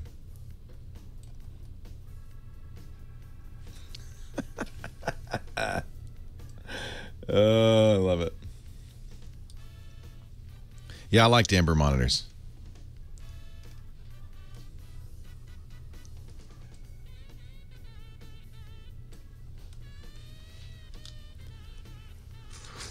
This is horrible. All right, you want to see? Okay, let's get some. Let's see what else. You want to see what it looked like on a Commodore computer?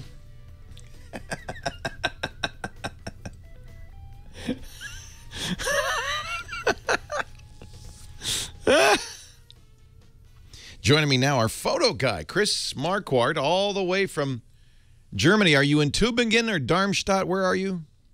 I'm in Hanover. In Hanover. Hanover. In Hanover. And I'm not sure if you can get video from me right now. There seems to be an issue on the line, but... You know what? Guess what, Chris? It's a radio show. That's right. I remember. Doesn't matter. If people just use their imagination, they can pretend they see you. So, what do you want to talk about today? Find my avatar somewhere online. Just imagine. You know, I've come back to bust a myth. And last time when I shot someone with a camera, obviously in a darker setting, and I didn't use the flash, I got the remark, "Your flash didn't fire." Has that ever happened to you? Yeah. It's kind of one of those things that people... Did they blink? What happened? No, either people are old school or their camera kind of automatically pops up the flash. The myth is you need a flash to shoot in the dark, but that is not necessarily the case. Oh, I see. So you don't want a flash, and they say, well, how could you get a picture? Exactly. I'm in the dark here. Exactly, and often that is it is kind of still, the myth is still around that you need a flash to shoot in the dark, but... Yeah. Well, let's try to understand first why that is, because there's this balance between how much light you have and how short you can expose a picture, and in general you want a short shutter speed to avoid camera shake. Yep. And photography used to require a lot of light. If we go back to the beginning, the film wasn't very sensitive. You had like 5 minutes to take one picture. You needed to expose very long and sit still for 5 minutes. And over time, the sensitivity of film has improved, and digital cameras came along, and that has improved things even more. So now we're talking about sensitivities which are measured in ISO of, I don't even know, 3200, 6400, 12,800.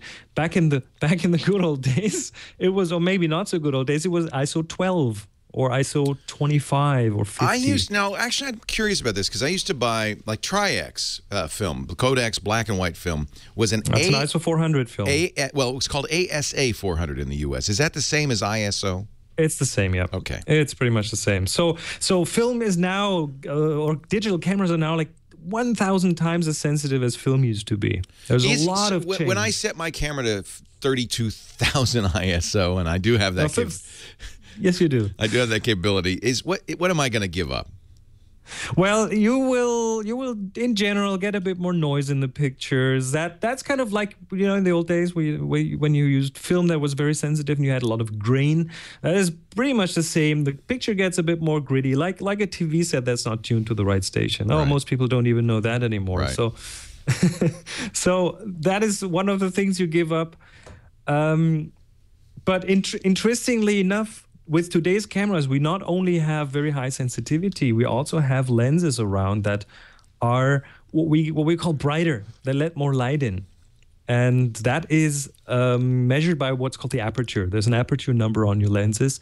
And if you have an aperture number, smaller is better in that case. Let's say you have an aperture 1.8. That is much better than 5.6. That's much more light in. And if you combine that with higher ISOs, you can pretty much shoot in virtually no light, pretty much almost in darkness, like around a Christmas tree or at a dinner with very little light or similar situation. So the combination of a lens that has that lets lots of light in, and the high sensitivity of today's cameras will allow you to shoot at very, very good shutter speeds in very, very low light. I don't like flash anyway. Whenever I use flash, I always regret it. You know, like if you take, okay, a good example, Christmas tree.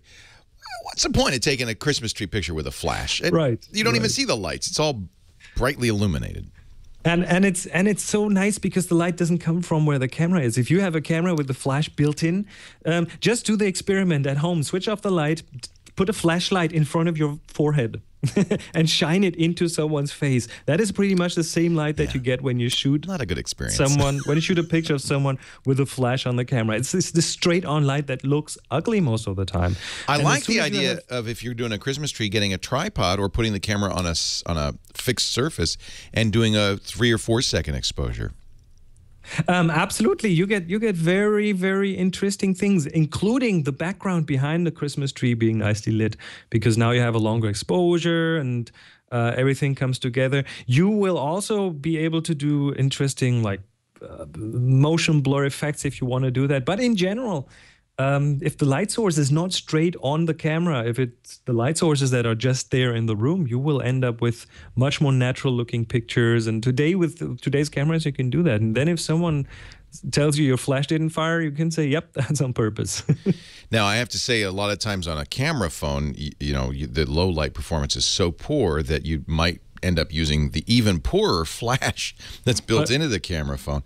But I have to say, I have one camera phone, the new HTC One, and the Lumia 920 is another good example, that do pretty good low-light photography. They have built-in optical image stabilization. They have a wider aperture. They're, for the most part, f2.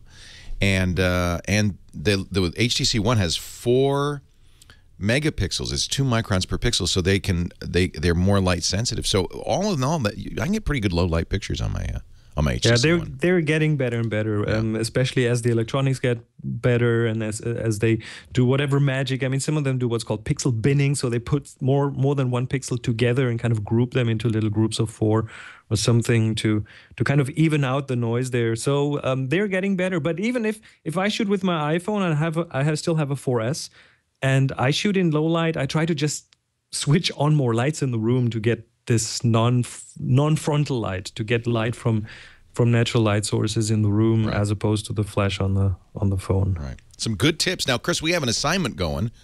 Oh, yes. We want to encourage people to take pictures. What is the assignment? The assignment is bubble. Bubble. As simple as that. It's bubble. And it's going to be reviewed at, early June. Early June. For one reason, because I will be gone for the next couple of weeks. Good. So you have 2 weeks to take pictures of bubble, of whatever that means to you, by the way. I'm not going to tell you take pictures of bubbles. I'm saying the word is bubble. Do what you think best. But if you do get a good picture that represents the idea, the concept, the image bubble, I want you to upload it to Flickr. Now, you don't have to have an account. You can create a free one. If you're a Yahoo member, you've got an account at Flickr, flickr.com. Upload your picture. Tag it, if you will, with the word bubble when you upload it. Flickr has that capability. And then if you're not already a member of the Tech Guy group, join our Tech Guy group because it's just great. And once a week, you can add another bubble picture submitted for Chris's consideration. And in a couple of weeks, Chris will come back and we'll look at 3 bubble images. Another great bit for radio. Digital photography on the radio. Who needs the visuals if we can play cinema of the mind, Yeah, these pictures all look so much better than they really do. If you just imagine how good they are. Chris, what are you doing for the next 2 weeks? I'll be on vacation in Ireland. I'll be shooting large format pictures in Ireland. See, when you go on vacation, you don't leave your camera behind. It's not really a vacation. No, it's a busman's holiday. So you're taking your your large format? How big is that? It's a 4x5. It's not as big, actually. It's a foldable. It folds nicely. And I just when I shoot for myself, that is my meditation. That's my... Yeah, because you can take like one picture every 5 minutes. Sort of, yeah. I will probably end up shooting less than 10 pictures a day, and I'll be really happy doing it. Now, is it film or digital? It's film. It's actually, I'm shooting Tri-X, the film you just mentioned earlier. I'm shooting Tri-X on that. I always loved Tri-X. It's a beautiful, it's black and white.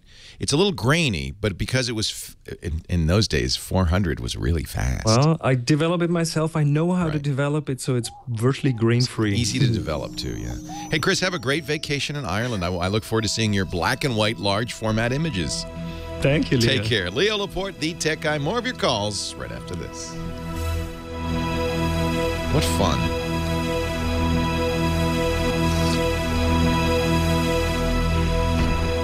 So, all right, who's an IR SSI expert? Because I would like to get the joined part messages out of here because they take up a lot of space. I'll have to look in the settings. We can also use different, so we can use different themes and different monitors. He's used strange names, like this is Teddy Boy. I don't, White Room. Oh, that's terrible. Look at that. And I think you could see a reflection on some of the screens. And you could provide your own reflection. Rough Slate. Oh, boy. Look at that. We used to, this is how we used to do it. Remember that? Yep. Michael remembers. He's nodding. Pale Fire. Okay. / ignore. Can I do it from here? Star joins. Yes. Awesome. Very nice. Thank you. So I can do it from there. But let's pick something a little bit more legible here. If you're in IT supporting all these customers, that's gentle. It can be challenging.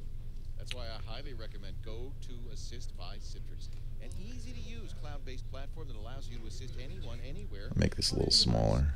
It has to be big enough so you can read it. Yeah, see, it has to be bigger. Isn't that horrible? This is how life used to be in 1976. 1986, here's 1968. That's good. See, we got better. Still a little pulsing, though, isn't it? And then I can try different, like this is an Apple II, I guess. I don't know. If you're in IT, you need to try Go to Assist. We use it. You should use it, too, and you can. This program's called Cathode. It gives your terminal a... It's a real terminal, so I'm running, you know, this is like a terminal app.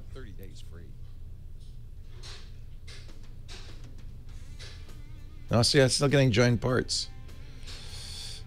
Oh, that was joins. I have to do this probably the same for parts, huh?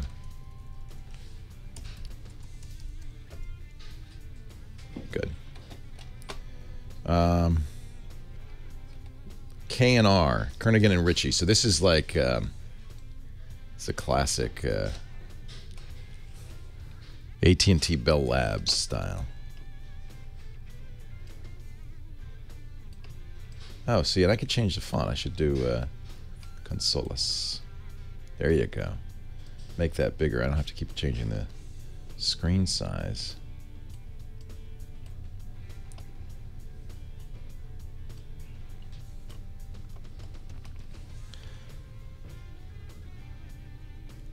Really pronounced Kernighan? Kernahan? Wow. I've been saying it wrong my whole life.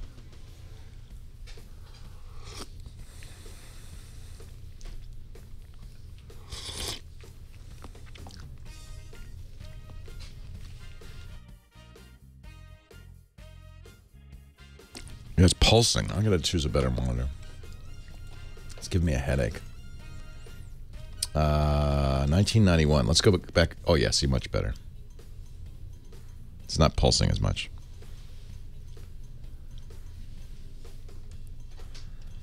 Isn't that awesome?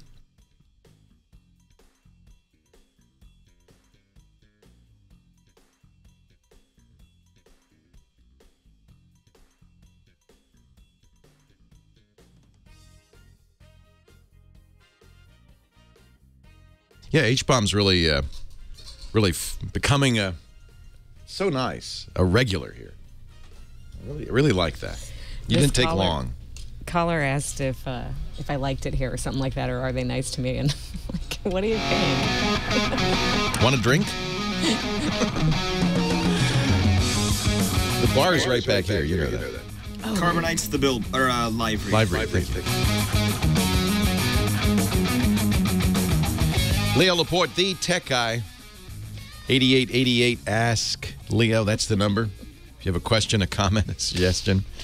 Me and Heather on Mother's Day. What do you have? What do you have for me here? Oh, Mike in L.A.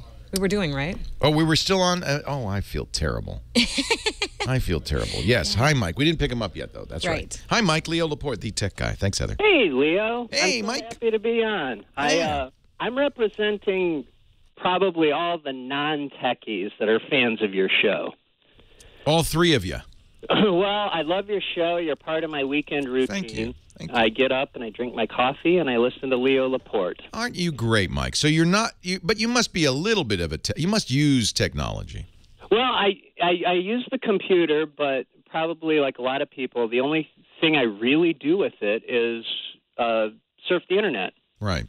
And the one thing that I enjoy is reading Yahoo News every day. Mm-hmm. And I like reading the comments at the bottom of the stories. I like reading what people have to say. A lot of times they're really funny. And for some reason, on my home computer, I cannot anymore load the comments. They used to just pop up automatically. I can still get them at work, but I can't get them at home. And I've tried Firefox, Internet Explorer, and Google Chrome.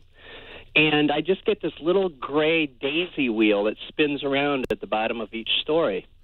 So they're using, and I'm just looking at the comments right now on Yahoo News, and they look pretty normal to me. But I would guess that they are either using JavaScript or perhaps something weirder like Flash for the comments. What browser are you using? Right now I'm using Google Chrome, and a friend of mine said, try updating your Flash, and I tried to do that, and it said your Chrome browser is already using the latest form of Flash. Chrome comes, and this is one of the real advantages of Chrome, is it comes with Flash built in.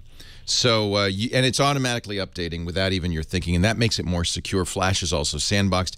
Frankly, it's one of the strong reasons to use Chrome is that Flash is no longer a security issue on Chrome as it is on other browsers. So it's not Flash. In fact, it looks like it's just plain old JavaScript. Do you have a security program on there, perhaps, or something like NoScript running? You know, I have, I think, some security programs. I probably have a bunch of ones that are conflicting with each other. Well, they're probably blocking the use of JavaScript. You could also check the browser settings and make sure JavaScript is enabled. I don't think Yahoo does use Java for Yahoo Games, but you'd be crazy to use Java. By the way, they're not related despite the similarity in the names. JavaScript is not Java. Java is a very insecure programming language that is used for things like Yahoo Games, but not, to my knowledge, for the comments. And in fact, as I examine this, it's not. It's JavaScript. Okay. So JavaScript is a very widely used technology on the web. It can be a problem, and so some people and some security programs block it. Sometimes people use a program called NoScript that lets you enable JavaScript only on pages you know are safe. But what you'll find if you turn off JavaScript is that most pages start getting weird. See, that's the weird thing is I can read the comments on every other website, just not Yahoo. Well, if you look at my website, techguylabs.com, we use JavaScript for our comments as well. We use a third-party commenting system called Discuss. If you can read the comments there, then that's not the issue either. It sounds like there's something going on with your security. I'd try disabling your security and seeing if that fixes it. If it doesn't, then I'd start digging through the Chrome settings, see if you're blocking any particular websites. It may be coming from a third-party website. Sometimes sites do this. We do it, for instance. We have our content for our web page comes from one server, but the contents come from a different server. If you've got add-ons turned on in Chrome, you might try temporarily disabling them. Okay, yeah, I can read the comments on Tech Guy Lab. Okay, that's good. That means JavaScript's working at least. Okay. Make sure the site, these are all chat room suggestions, make sure the site is trusted in your security settings. Using Windows? Yes. Yeah.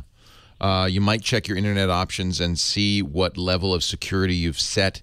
Make sure that, it should be, I would reset it to the default. You can turn the security up. But mostly I would guess it's some security program. If you've got a bunch of them running, it's some security program you're using. This is one of the reasons I generally don't recommend the big security suites, like Norton 360, because they tend to do a lot more than just protect you from viruses. They try to get too secure. You've tried it in different browsers, so it's probably not a Chrome setting. It's much more likely a global system setting. You might also try creating, this is always a good diagnostic, a new user account. I have on all my computers a dummy user account that I don't use, so I don't mess it up. You can log out of your account, log into this dummy account. I call it Ghost on all my machines because it's a ghost account, and see if there's a problem there. Those are all suggestions, none of which necessarily are going to fix the problem. Hey, thank you for the call, Mike. And the chat room has just been great with all kinds of suggestions. So we'll put some of the best ones in the website, since you can read the comments there. TechGuyLabs.com. All right, now let's say hi to Paul in Palmdale. Nicely alliterated. Hi, Paul. Leo Laporte, the Tech Guy. How you doing, Leo? I'm very well. What can I do for you? Actually, you have it backwards. I don't want to put my TV on my laptop. I want to put my laptop on my TV. Ah, cool. I have an external hard drive that I have a lot of movies on, and I'm tired of trying to burn DVDs because it seems like only half of those discs work. Yeah, I wouldn't do that because you've already got it in date. Now, tell me a little bit about your TV. You have a standard HD TV? I have a plasma. Yeah, good. But it does not have a VGA right. connector. That's probably the least good way to do it anyway. That's analog. You want to do it in digital form. Your laptop, I take it, does not have HDMI out. No, I would have to go from VGA to some sort of box converter or something, and then go to HDMI into my my. So that's going to take. That's too bad because it's digital. You have a digital TV. You would like to not use any analog components in this. No VGA, nothing, because VGA is going to downgrade it. Then you're going to put it back into digital, and you're going to lose some quality. Ideal would be just to take it right out. So it really is going to depend on the capabilities of the laptop and of the television. Many modern laptops have the capability of playing video back through something called DLNA. Intel calls it Wi-Fi Direct, I think. It'll play video through Wi-Fi. So there's a lot of capabilities. An older laptop's not going to have those. Since you have VGA, I think you have an older laptop. We have to take a break. I'm going to give you some ideas for ways to do this when we come back. Leo Laporte, the Tech Guy.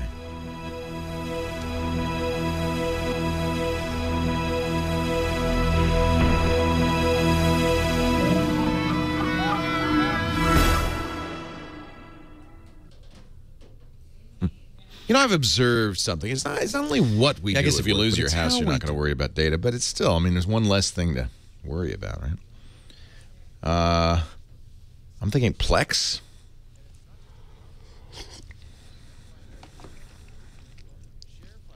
Yeah, he knows he can use VGA to HDMI, but he doesn't want to do that, and I don't really blame him. Our show today brought to you by LegalZoom.com. Let's do that while we're waiting. Give them a plug because they're a great company too. LegalZoom, not a law firm, but there's a lot of legal stuff, a lot of legal documents you can create yourself with a little help. That's where LegalZoom comes in. LegalZoom can help you do an LLC, or that's how we did our LLC 8 years ago now in 2005. They could do an S Corp, a C Corp, then corporation. They could do trademarks. A lot of this stuff is very easy. Wills, trusts, it's all very easy to do. You just walk through a questionnaire. And I tell you, you don't need to pay a lawyer. The LLC, $99. $99 plus filing fees. But, you know, you can't get around the state filing fees. $69, I can't remember what the total was. It was very affordable. I couldn't afford a lawyer at the time. And by the way, even though we have lawyers now, it's still in effect. That's our incorporation. You can do a will for $69. If you haven't done a will, you ought to. Otherwise, the courts determine what happens to your kids, your assets. You don't want that. Simple will, $69. Living trusts, they can do. 12 years LegalZoom's been around. Over 2 million Americans have used them. You can use them for trademarks, for patents, for copyrights, NDAs. It's an online process that guides you step by step, easy to use. You get total customer support. In fact, sometimes it happens you have a question that you feel like I need to talk to an attorney. They've even got now, and this is new, the LegalZoom legal plan that for a pre-negotiated flat rate will get you access to an attorney in your state. You can even look at the attorney's profile and unedited reviews to find out if they're, good, helpful, and all that. I really like LegalZoom. I think if you have a business, if you have a brand, maybe just even a name of a blog, you should trademark it. You should protect yourself, and it's so easy to do. You don't need an attorney. You just need LegalZoom.com. Self-help services at your specific direction. Or speak to a legal plan attorney and get your questions answered and ongoing advice.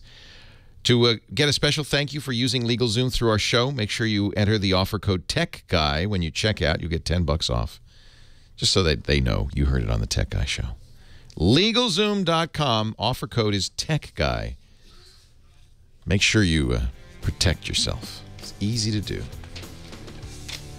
Paige in the chat room says, I've used LegalZoom for my will, and it was well worth it. Yeah, you got to make a will. You got to make a will.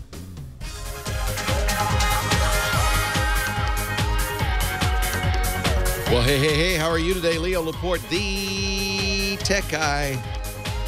And it's time to talk computers, the internet, cell phones, camcorders, MP3 players, home theater, and all that jazz. Phone number 8888 Ask Leo. You'll be talking to the lovely Heather. See, Dr. Dean must have done that once. I don't think lovely Heather actually. Leather. You almost said my college nickname. What was that? Heather Leather. Heather Leather. Oh, I don't know. It was if the I 80s. want to know about People that. wore a lot of leather. The lovely Heather Hobbit, who is here taking the phone calls, and I think we were in the middle of a call with Paul, right? Yeah. Yeah, Paul in Palmdale. Yep. But a really great question. So you have an older laptop because it's got a VGA port, and so it probably doesn't have Wi-Fi Direct or any of the things that Intel's put in the last couple of years. Probably doesn't even support DLNA. Your TV, let me ask you about that. Does it have a USB port? Because some of the more modern TVs, you can plug in a hard drive with a USB port, and the TV will recognize it, navigate it, and play stuff from it. No, my TV does not have USB, Okay. but my surround sound amplifier or whatever, it has HDMI. I just have to convert that. Well, and again, I don't want you to if we can avoid it, because that's analog to digital and back again. And I know, but my plasma TV, I got it for a good price. It was like $500 for a 42-inch plasma. The only problem is it doesn't have very many connections to it. It does have HDMI, obviously. Yes, it does have HDMI. Well, there certainly are boxes go from VGA to HDMI, and that would work fine. I mean, I think that's what I have to do because I don't see any other way that I can. And I'm not technically savvy. Yeah, it's really an issue of what's the best way to do it. I mean, certainly that's a way to do it. Yes, if I had a USB, I wouldn't have the problem, but I have to run it through my laptop, Right. and I don't know how. And that's why I call the master. Yeah. Well, there are affordable and fairly effective VGA to HDMI adapters, because it is making. It's not a simple connection. It's making changes. Yeah. So it's not really an adapter. It's a converter. Right. I also saw that I have to plug in my external speaker into Yes. that box also, and I'm hoping that does go through my surround sound. I mean, I'm sure it's not going to look great, sound as best as it can, but No, it will. So what you're going to do is you're going to plug the. In fact, there are some that'll take the USB from the computer and go into the HDMI converter. Oh, really? That would be the best way, because then it would stay digital. It would be added. The reason is HDMI carries audio and video. So this box is going to take video from one source, audio from another source, merge them into a digital signal, and put it out. Now, you also want a box that will be smart enough to sync the audio and the video. It gets more and more complicated. well, that's the thing. How do I control my external hard drive if it's not hooked up to my laptop? No, it's going to be. This is going to come out of your. This is going to be your laptop playing it back. Okay. If you had a TV that could hook up to a hard drive, it does the controlling. It will actually browse the hard drive. Okay, that would be great. You know, Roku boxes will also do that. Roku has, the new Roku 3 has a USB port. You could plug a USB hard drive or a USB thumb drive into, and the Roku has software that will read the drive and say, I can play these files. You want me to play one of these? All of this will work, but getting that laptop and the TV, I think it may be that we've just got to do VGA to HDMI. The place I'd go to get that converter, by the way, that'll charge you the least is monoprice.com. Monoprice.com, and they're talking about $50 for this kind of box. It's not horribly expensive. Yeah, that's not too bad. Yep. And I had one more question real quick about a subwoofer. I have to have a powered subwoofer for my surround sound. Right. It has a little probably single channel output for a subwoofer. Yes. Yep. Speaker pointing down or pointing out? Use the speaker as it's designed. So I have two subwoofers, and one has a downward-facing speaker.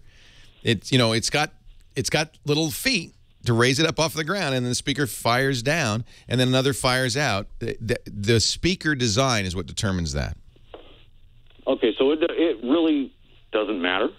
It doesn't matter. The reason you got to defer to the speaker designer is he may be assuming some effects from bouncing it off the floor, and so if his speaker is designed to fire downward, then you want it to fire downward. But because it's so bassy, the reason all of this doesn't matter as much is your ear is not able to determine the signal, the direction of a lower frequency signal as well as the higher frequency signal. So your subwoofer can be somewhere off in the corner, and it still sounds like it's coming from the TV. Okay. Yeah. I think downward face, you can buy downward facing, you could buy outward facing. I think in general, outward facing is just fine. Somebody in the chat room is pointing out it's true that if you have somebody downstairs from you, downward facing may not be ideal. No, I don't have a problem with that.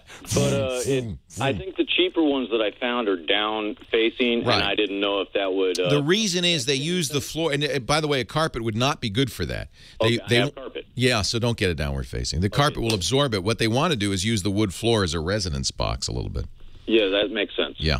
So you don't. Yeah, I wouldn't get a downward facing on a carpet. That's a bad idea. Okay. You know what? You're the man. Hey, thanks for calling. I appreciate it. Thank you, sir. All right, take care. Why, it just frustrates me.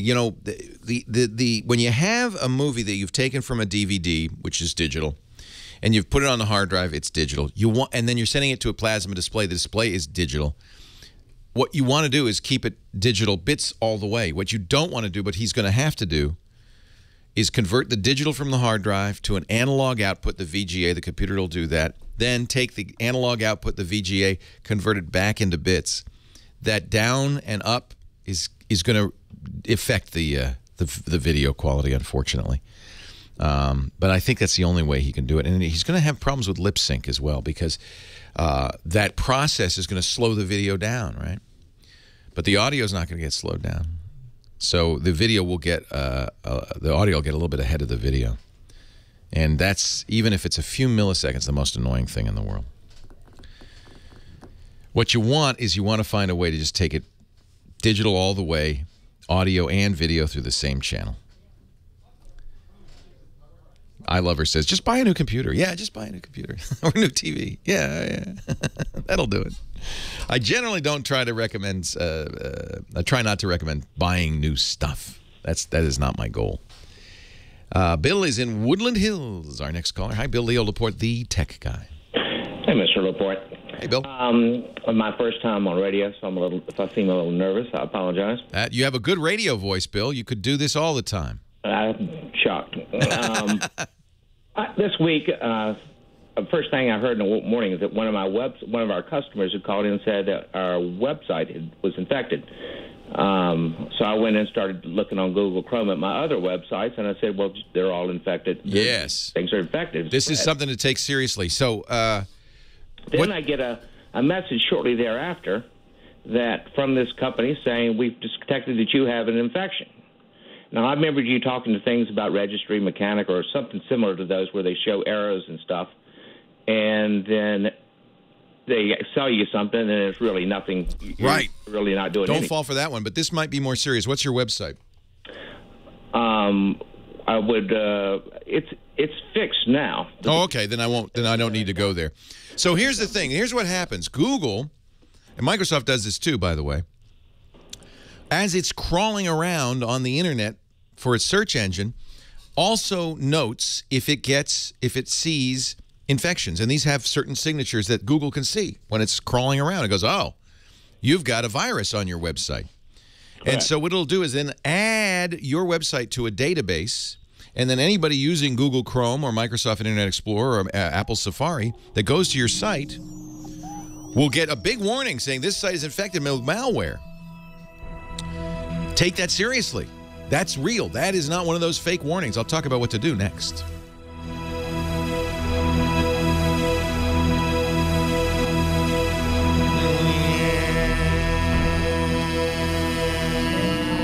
Yeah, it happened to Dvorak.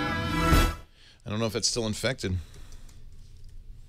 More and more people are working from the cloud. It happens all the time, unfortunately. Yeah, he's fixed. Supporting all these customers and employees, well, it can be challenging. That's why I highly recommend Go to Assist by Citrix, an easy-to-use cloud-based platform that allows you to assist. All right, I think I'm done.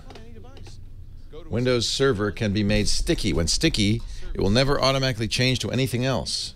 Remote support to quickly resolve people's technical issues on any PC, Mac, or mobile device, and monitoring. This is a very very complete chat client, but I'm not going to use it anymore because it's giving me a headache. I'm just going to use the regular old chat client. And deliver remarkable support experiences. If you're in IT, you need to try Go to Assist. I put in the wrong. You should use it too, and you can. Free with our special 30-day free trial.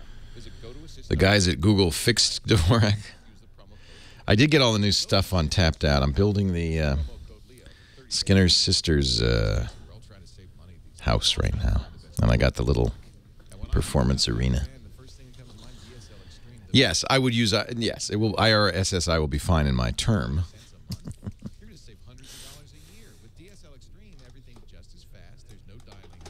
Absolutely. I like to use Novel for that. Let me change my font to Inconsolas. My favorite, which is not installed on here, but Consolas is, so I'll use that. And I'll make it 18 point. And I'll make that the default. And I'll create a new one.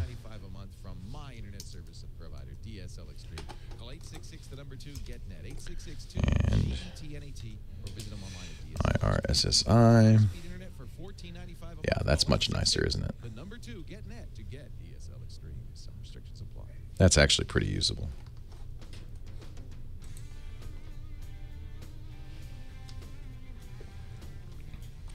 I should probably use this because I like it. I like it. Yeah, that's probably a good idea. Let's make the font a little bit bigger.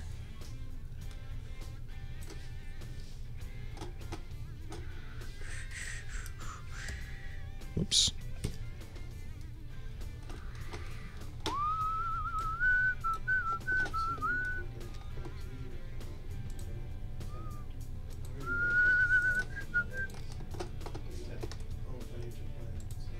Huh, that's neat.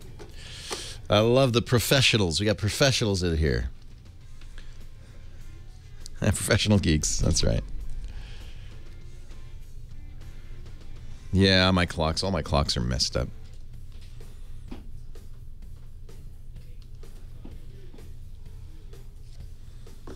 Padre is a very big geek. See, this looks too modern. This is not as cool as the cathode.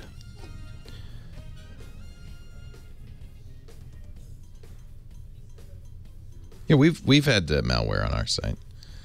We used Drupal, but we had the people who designed Twit.tv really were not very good, and they used a plugin that was not updated, was insecure, and of course all this stuff is done practically automatically. And he found it. This is not skeuomorphic. You could say that much for it. That is very nice. So Bill, I mean, in Woodland Hills. Yes. His website got a malware warning in the Chrome browser. That means there was probably malware sitting on it. Yes, I was explained to by the gentleman who, actually a thing popped up on my screen from another company saying we can fix this. Yeah, that makes me more nervous. I don't like that at all. Yeah, that's why I called you. Yeah. So, but you had a client who went to your site and it did in fact say there's a problem on your website. And my other website, which I checked myself, did have a virus on it as well, or malware or something. Who runs who runs your servers? GoDaddy. GoDaddy. Very common problem. By the person who told me this, that it was caused from a WordPress blog, that it wasn't up to date, and thus that's right. It had gotten that they have these crawler things, these viruses that go around and detect these things and infect your entire system. That's right. Your WordPress is not up to date. That's exactly right. So it can happen all the time. So it's just like infecting your personal computer. It's infecting your server. The problem with GoDaddy is you're on a shared server with a lot of other companies' sites, maybe as many as 1,000 other company sites on that server, and it's not hard for a bad guy to infect the whole server. So this is very commonly a problem on GoDaddy servers, but anywhere you're running, I'm running WordPress on my own managed server, and if you don't keep it up to date, you are always vulnerable. Bad guys are constantly scanning the web looking for vulnerabilities on servers. It's happened to us here at twit.tv. It happened because we had a website designed by a company, didn't do a very good job, and they added a module that was insecure. The website itself was up to date and secure, but they added just a little plug-in that wasn't. Same problem. Bad guy goes around, finds this. It's called an exploit. When you could take advantage or exploit a flaw in software, it's called an exploit. They found this exploit. They do it automatedly, by the way, and so it's very easy and very fast. And what happens when they can get onto your site? What they try to do is then take advantage of the fact that people are visiting you, and they infect your site in such a way that somebody visiting you gets infected on their personal computer. So that's what's really interesting here. This is a great way, if you're a bad guy, to get malware on a lot of systems. They sell kits in public, in the open. You can go to a website where you can buy a kit that you can put on a commandeered web server that has hundreds, sometimes thousands of different exploits on it. This kit runs in the background silently when anybody visits your website and tries all of these things to get into their computer and infect their computer, because that's the end goal for all of this. These kits are cheap, $50, $100. I mean, it's really it's big business now. So and it's widespread. So Google and Microsoft are very smart. When they find these, they put up a warning so that when you use their browsers, the browser checks the database and says it's an infected server. Your job as the man who runs the server is to say, oh my goodness, and fix it. Find the exploit, just as you would on your home system. Find the exploit, remove it, upgrade WordPress, lock down your system as best you can. And you need a good sysadmin to do this, because just as fixing your computer is a tough thing to do, it's even more difficult with a server. I hired a company. Can you hear me? Yeah, it's good to hire a company to do that. Yeah, I paid them $300 for 5 websites. Fair. That's fair. Yeah, I thought so. And then Google, after a period of time, notices it's gone and takes down that warning. Great. So you're fine. Now, I'm a little worried about this pop-up on your home computer. That's something different. I don't know if that's a coincidence or they noticed you had the problem on your server. I don't know why you saw that on your home computer. Somehow or another, they must have spiders detecting people who have my issue. Maybe, but that's not this company you use to fix the problem. Yes, it is. Oh. Now I'm a little worried. So am I. So that's why I'm calling. So let me make sure I got this right. So you had the problem on your computer. I mean, on your website. I noticed the same thing that our client. Yeah, you have the big red warning. Google says, or Microsoft says, this site is infected. Proceed at your Google risk. Chrome. Yeah. So now, then on your home computer, you got a pop-up saying your server has a problem? Yes. How do they do that? I run my business out of my home. And it said what? It said that your server is infected? Yes. And call this number? Yep. And they fixed it within 12 hours or so. Maybe sooner. My concern is that they fixed it but did something else. I'm puzzled by this. I've seen these pop-ups before just as a virus alert. You know, you've got a virus on your computer. If you see that, that's completely bogus. I'm thinking it's got to be the guy who did it. Well, that's why I was calling to see if you could check out the legitimacy of this company. What's the name of the company? iLockout.com. iLockout.com. See, the only person, in my opinion, that would be able to do this is the person who hacked your website. That's what I'm really concerned about. If the guy who hacked your website knew that, he could then put something on the website that would then infect your computer and at some point say, call me. The Smart Website Defense. I'm looking at their website. This looks legitimate. We can have your site fixed and submitted for unblacklisting. They did what they said they would do. They fixed Drupal, Joomla, WordPress. I mean, this is legitimate. My only concern is, how did they know to contact you? That's what puzzles me. I don't know if this is a hacker. This looks pretty legitimate. Let's see if in their FAQ they explain it. How did this happen? How do they know? How will you alert me when I get hacked? You'll be alerted by email, text messaging, or both. Maybe GoDaddy, you know what I'm wondering? Maybe, okay, here's my suspicion. Perhaps this is a service. GoDaddy sells so many additional services when you buy a GoDaddy site. Perhaps this was sold to you without your even knowing. This was on your site. Anybody in the chat room have any experience? I would guess that this is something you bought. Maybe you didn't know it. And that's how they knew and how they contacted you. Did you give them, how did they get access to the service? Did you give them the login for your website? No. No. You just, wait a minute. Okay, let me get this straight. Well, wait a second. Maybe to fix it, I did. Yeah. But not initially. No, but to fix it.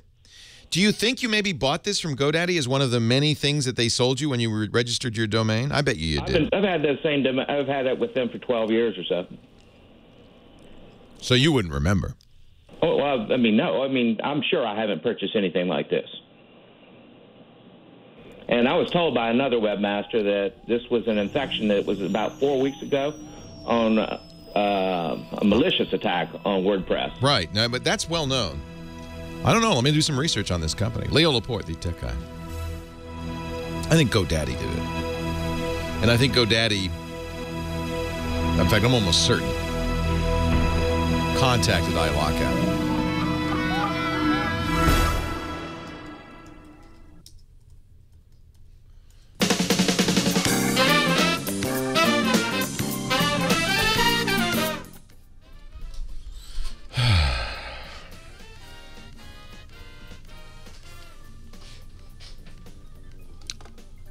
He's on GoDaddy. I'm pretty convinced that GoDaddy hooked them up.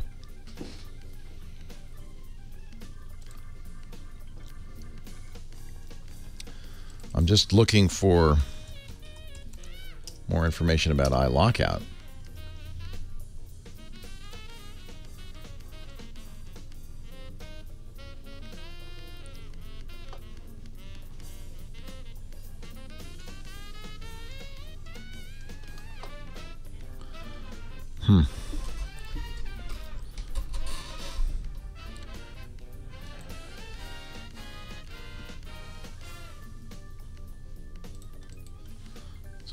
It's a little puzzling.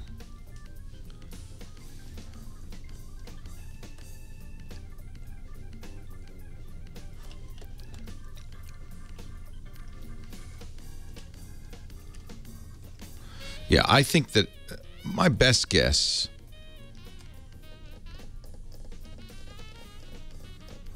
even if they crawled sites, how would they have gotten a hold of him? Oh, maybe they went through. I don't know. It's very strange.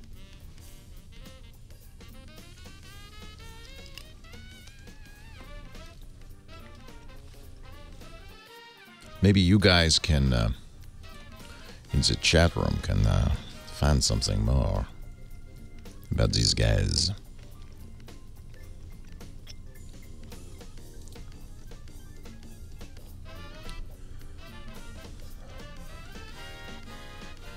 That's interesting.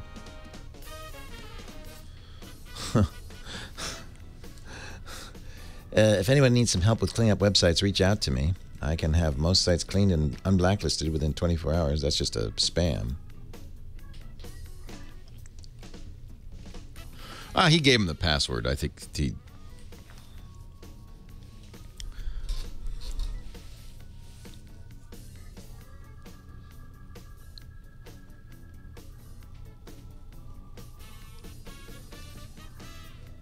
Should I call him?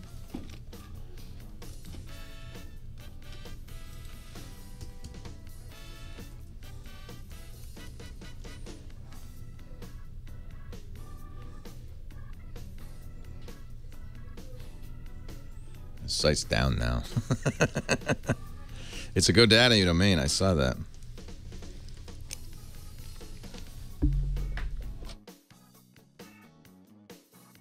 They don't run it. It's just registered through GoDaddy.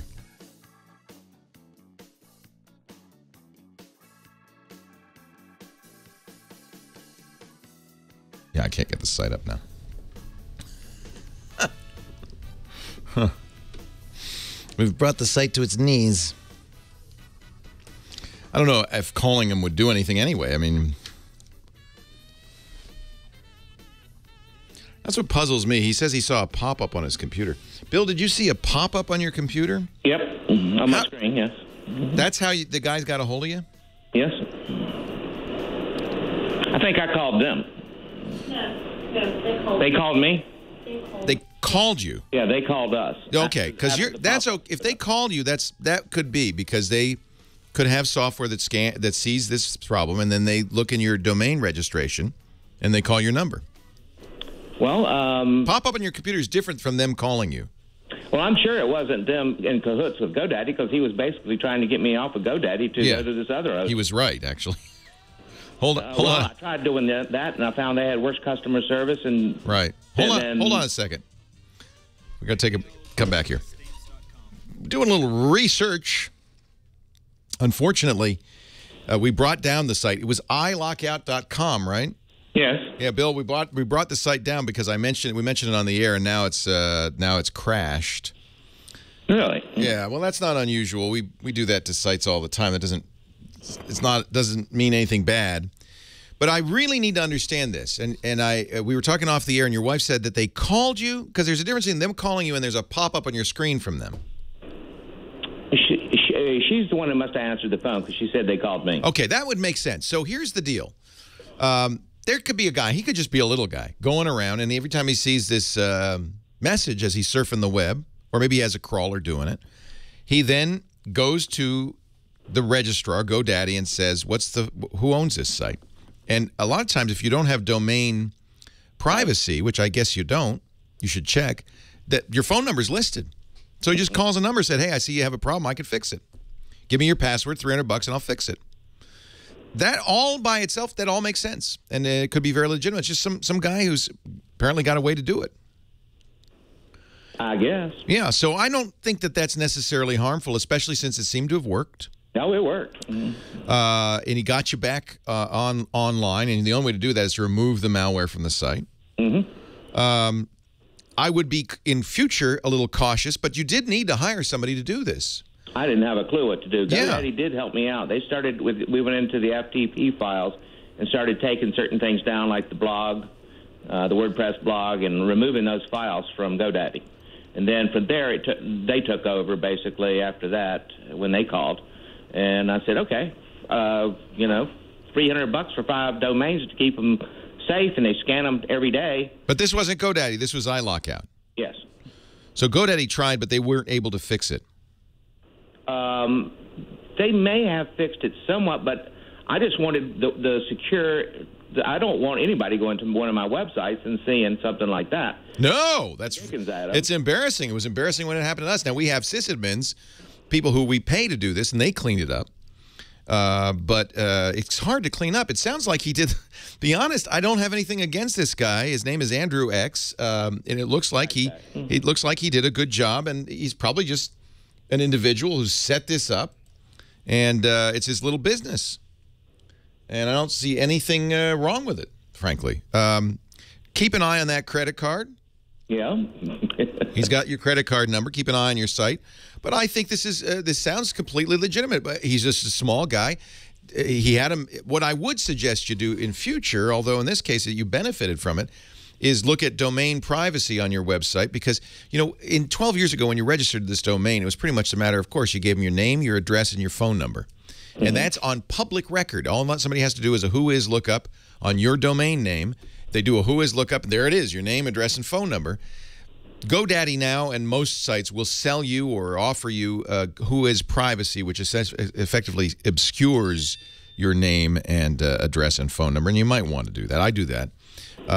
But on the other hand, you benefited because the guy was able to find you. Yeah. So I think that's not... I think that's not really a problem. I think I can't give you a full clean bill of health because I don't know the guy. I'm going to call him after we get off the air and find out. But I would guess this is okay. They seem like very legitimate, decent people to me. Yeah. So good. So while they did solve a problem. Yeah, and they solved the problem. Give me the problem. I mean, if you're really paranoid, they now have your credit card number and they have access to your website. I'd change your website password. Okay. That's a good idea anyway. You know, make sure all your passwords are changed so he can't get back in. I'm pretty sure I never gave him the passwords. I don't even know how he did that. Oh, you did. Maybe I did, I just don't remember. Yeah, no, I think you did, or maybe he contacted GoDaddy, and I don't know. I guess we could call him on the air. Should I? Do you have his phone number, chat room? I can call him on the air. Why not? I have to figure out how to use this darn phone system. Okay, so Heather, you call him and just say, is it all right to put you on the air? And Heather's gonna call him. If you can give him the phone number in the chat room. Somebody had it in the chat room. I can't get to his website anymore. At least I'd like to call him and apologize. No, don't. Yeah, no, don't. I think is not what we want to see. If somebody knows the number, I saw it earlier in there. Then we could see if we could look him up. Heather can call him. You know, I don't think it's any. By the way, perfect time to call him. It's 13:37. It's the leet time. We'll call the leet guy. It's, if you think about it, this is kind of enterprising. This guy knows how. You know, he's a good. Maybe he was a hacker at one point, but he knows how to get malware off of sites. What a great way to make get a little business going here. I could call his whois. I could actually do the whois on him, huh? I think I did. And we can call that number. Go ahead, Heather. Call that 866 number that Man Chicken gave you. I think we could trust somebody named Man Chicken. He's in Rockland, California. It's a 916 number also. Call. We're going to see if we can do a little investigation into the depths of the web. It seems completely possible that this guy would just be a smart tech guy. We'll vet him. I don't know how we'll know if he's honest or not, but you could be the judge. Is he on the line? Asking for just whoever picks up the phone. Yeah, say I want to talk to Andrew X, please. Andrew X, that's it, right? It's busy. Yeah, I bet it's busy. Calling him. I bet everybody in the chat room's calling him. All right, you guys, clear the line. Seeing another number, too.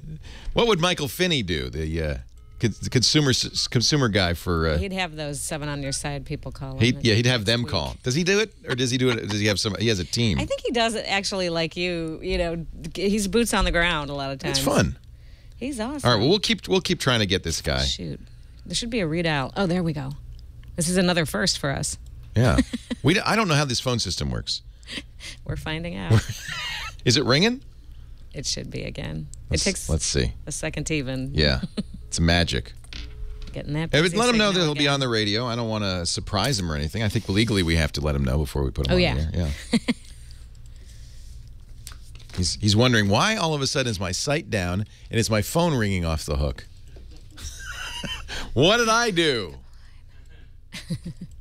If you want, I'll take another call. Scott and Ithaca will be real quick. Let's do Scott.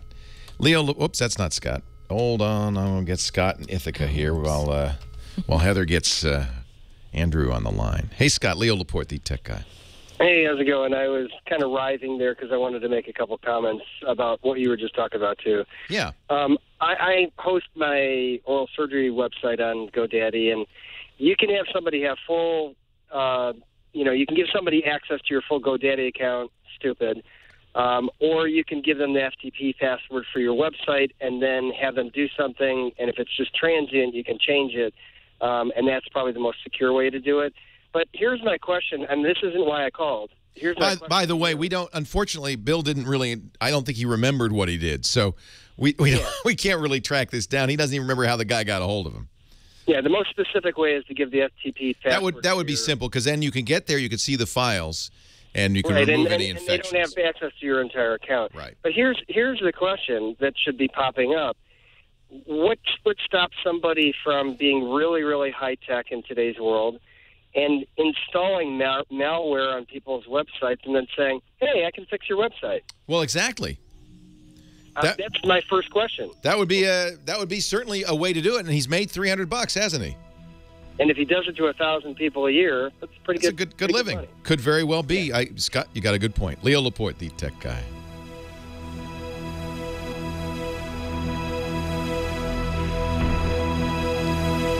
If we can get him, we'll do it. We're trying the. Guess it's still busy. He could be listening. He's in Rockland. He's only what? He could be under his basement now, under his in his secret room. And it's not just at the office; it's on the go to. That's why I use ShareFile. Yeah, ShareFile helps you do all of that. Huh.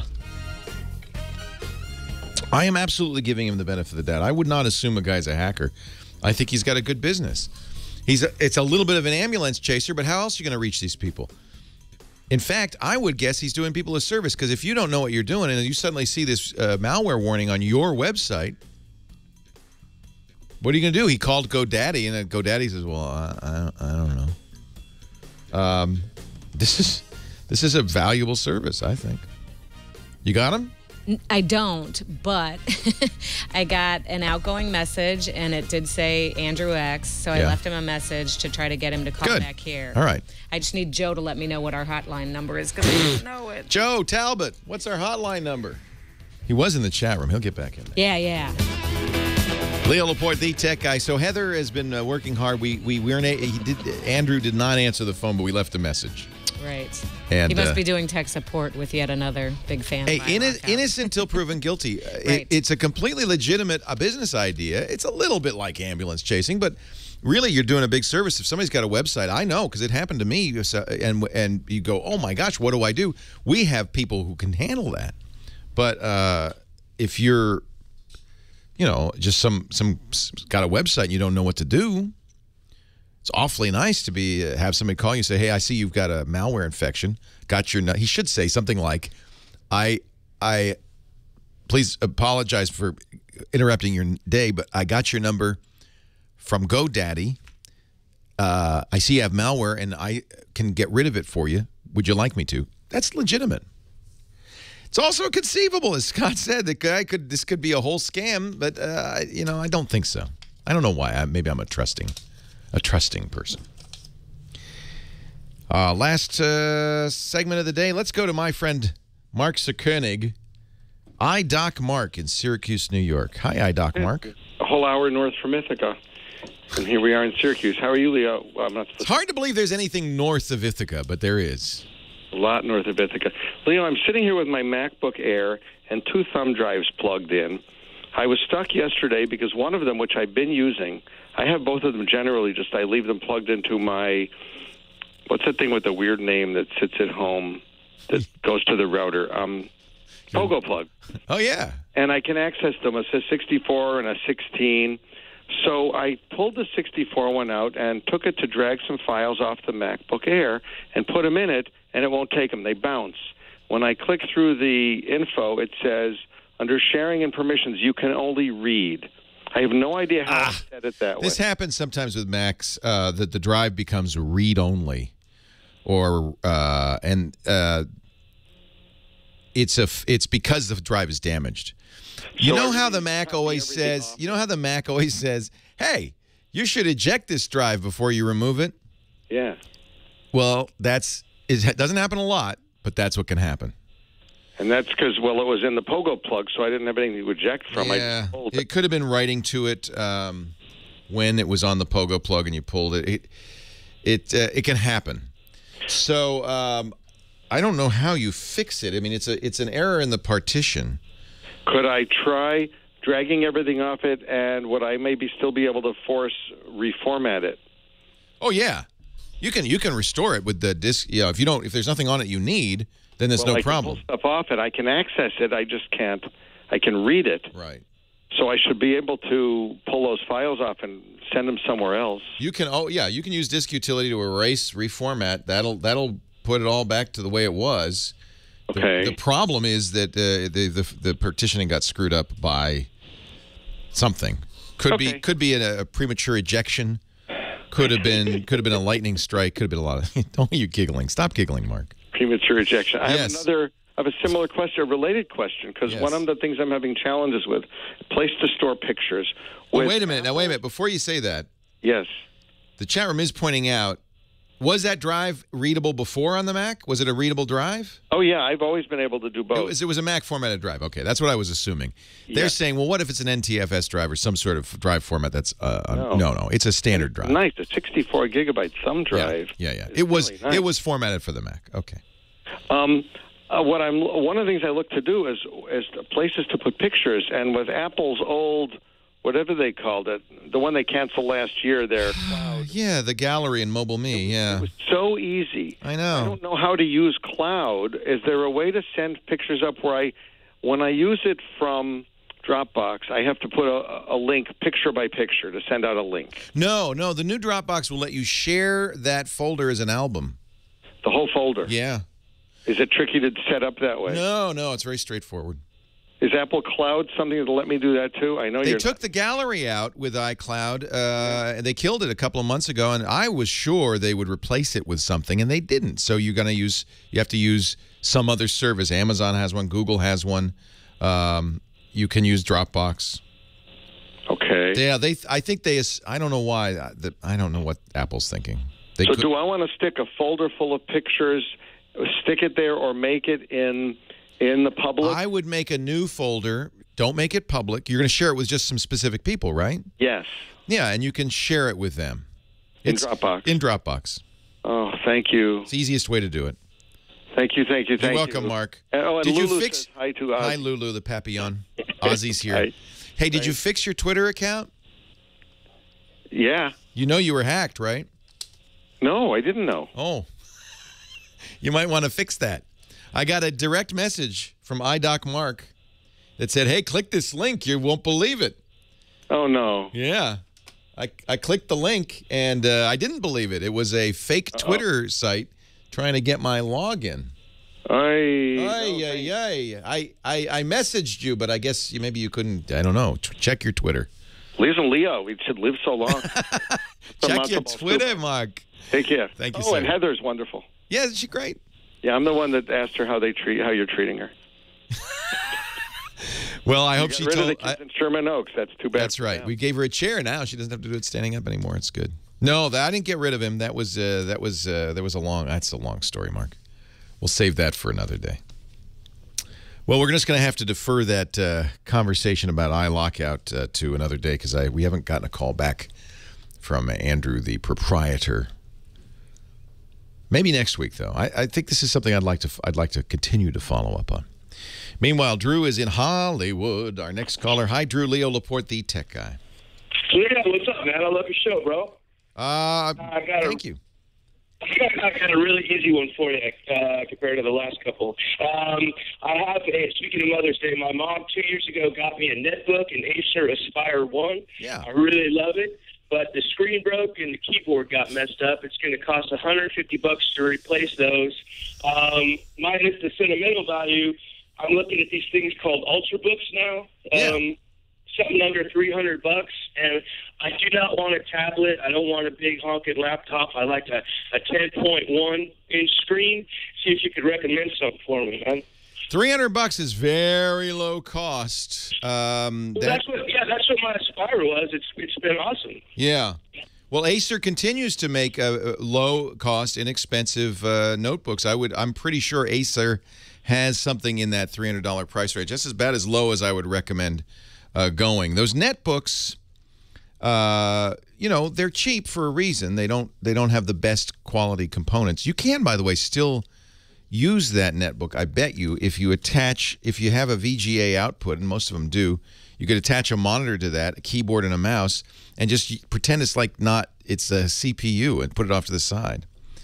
Asus makes the Vivo book. That's $449. That's a very nice one.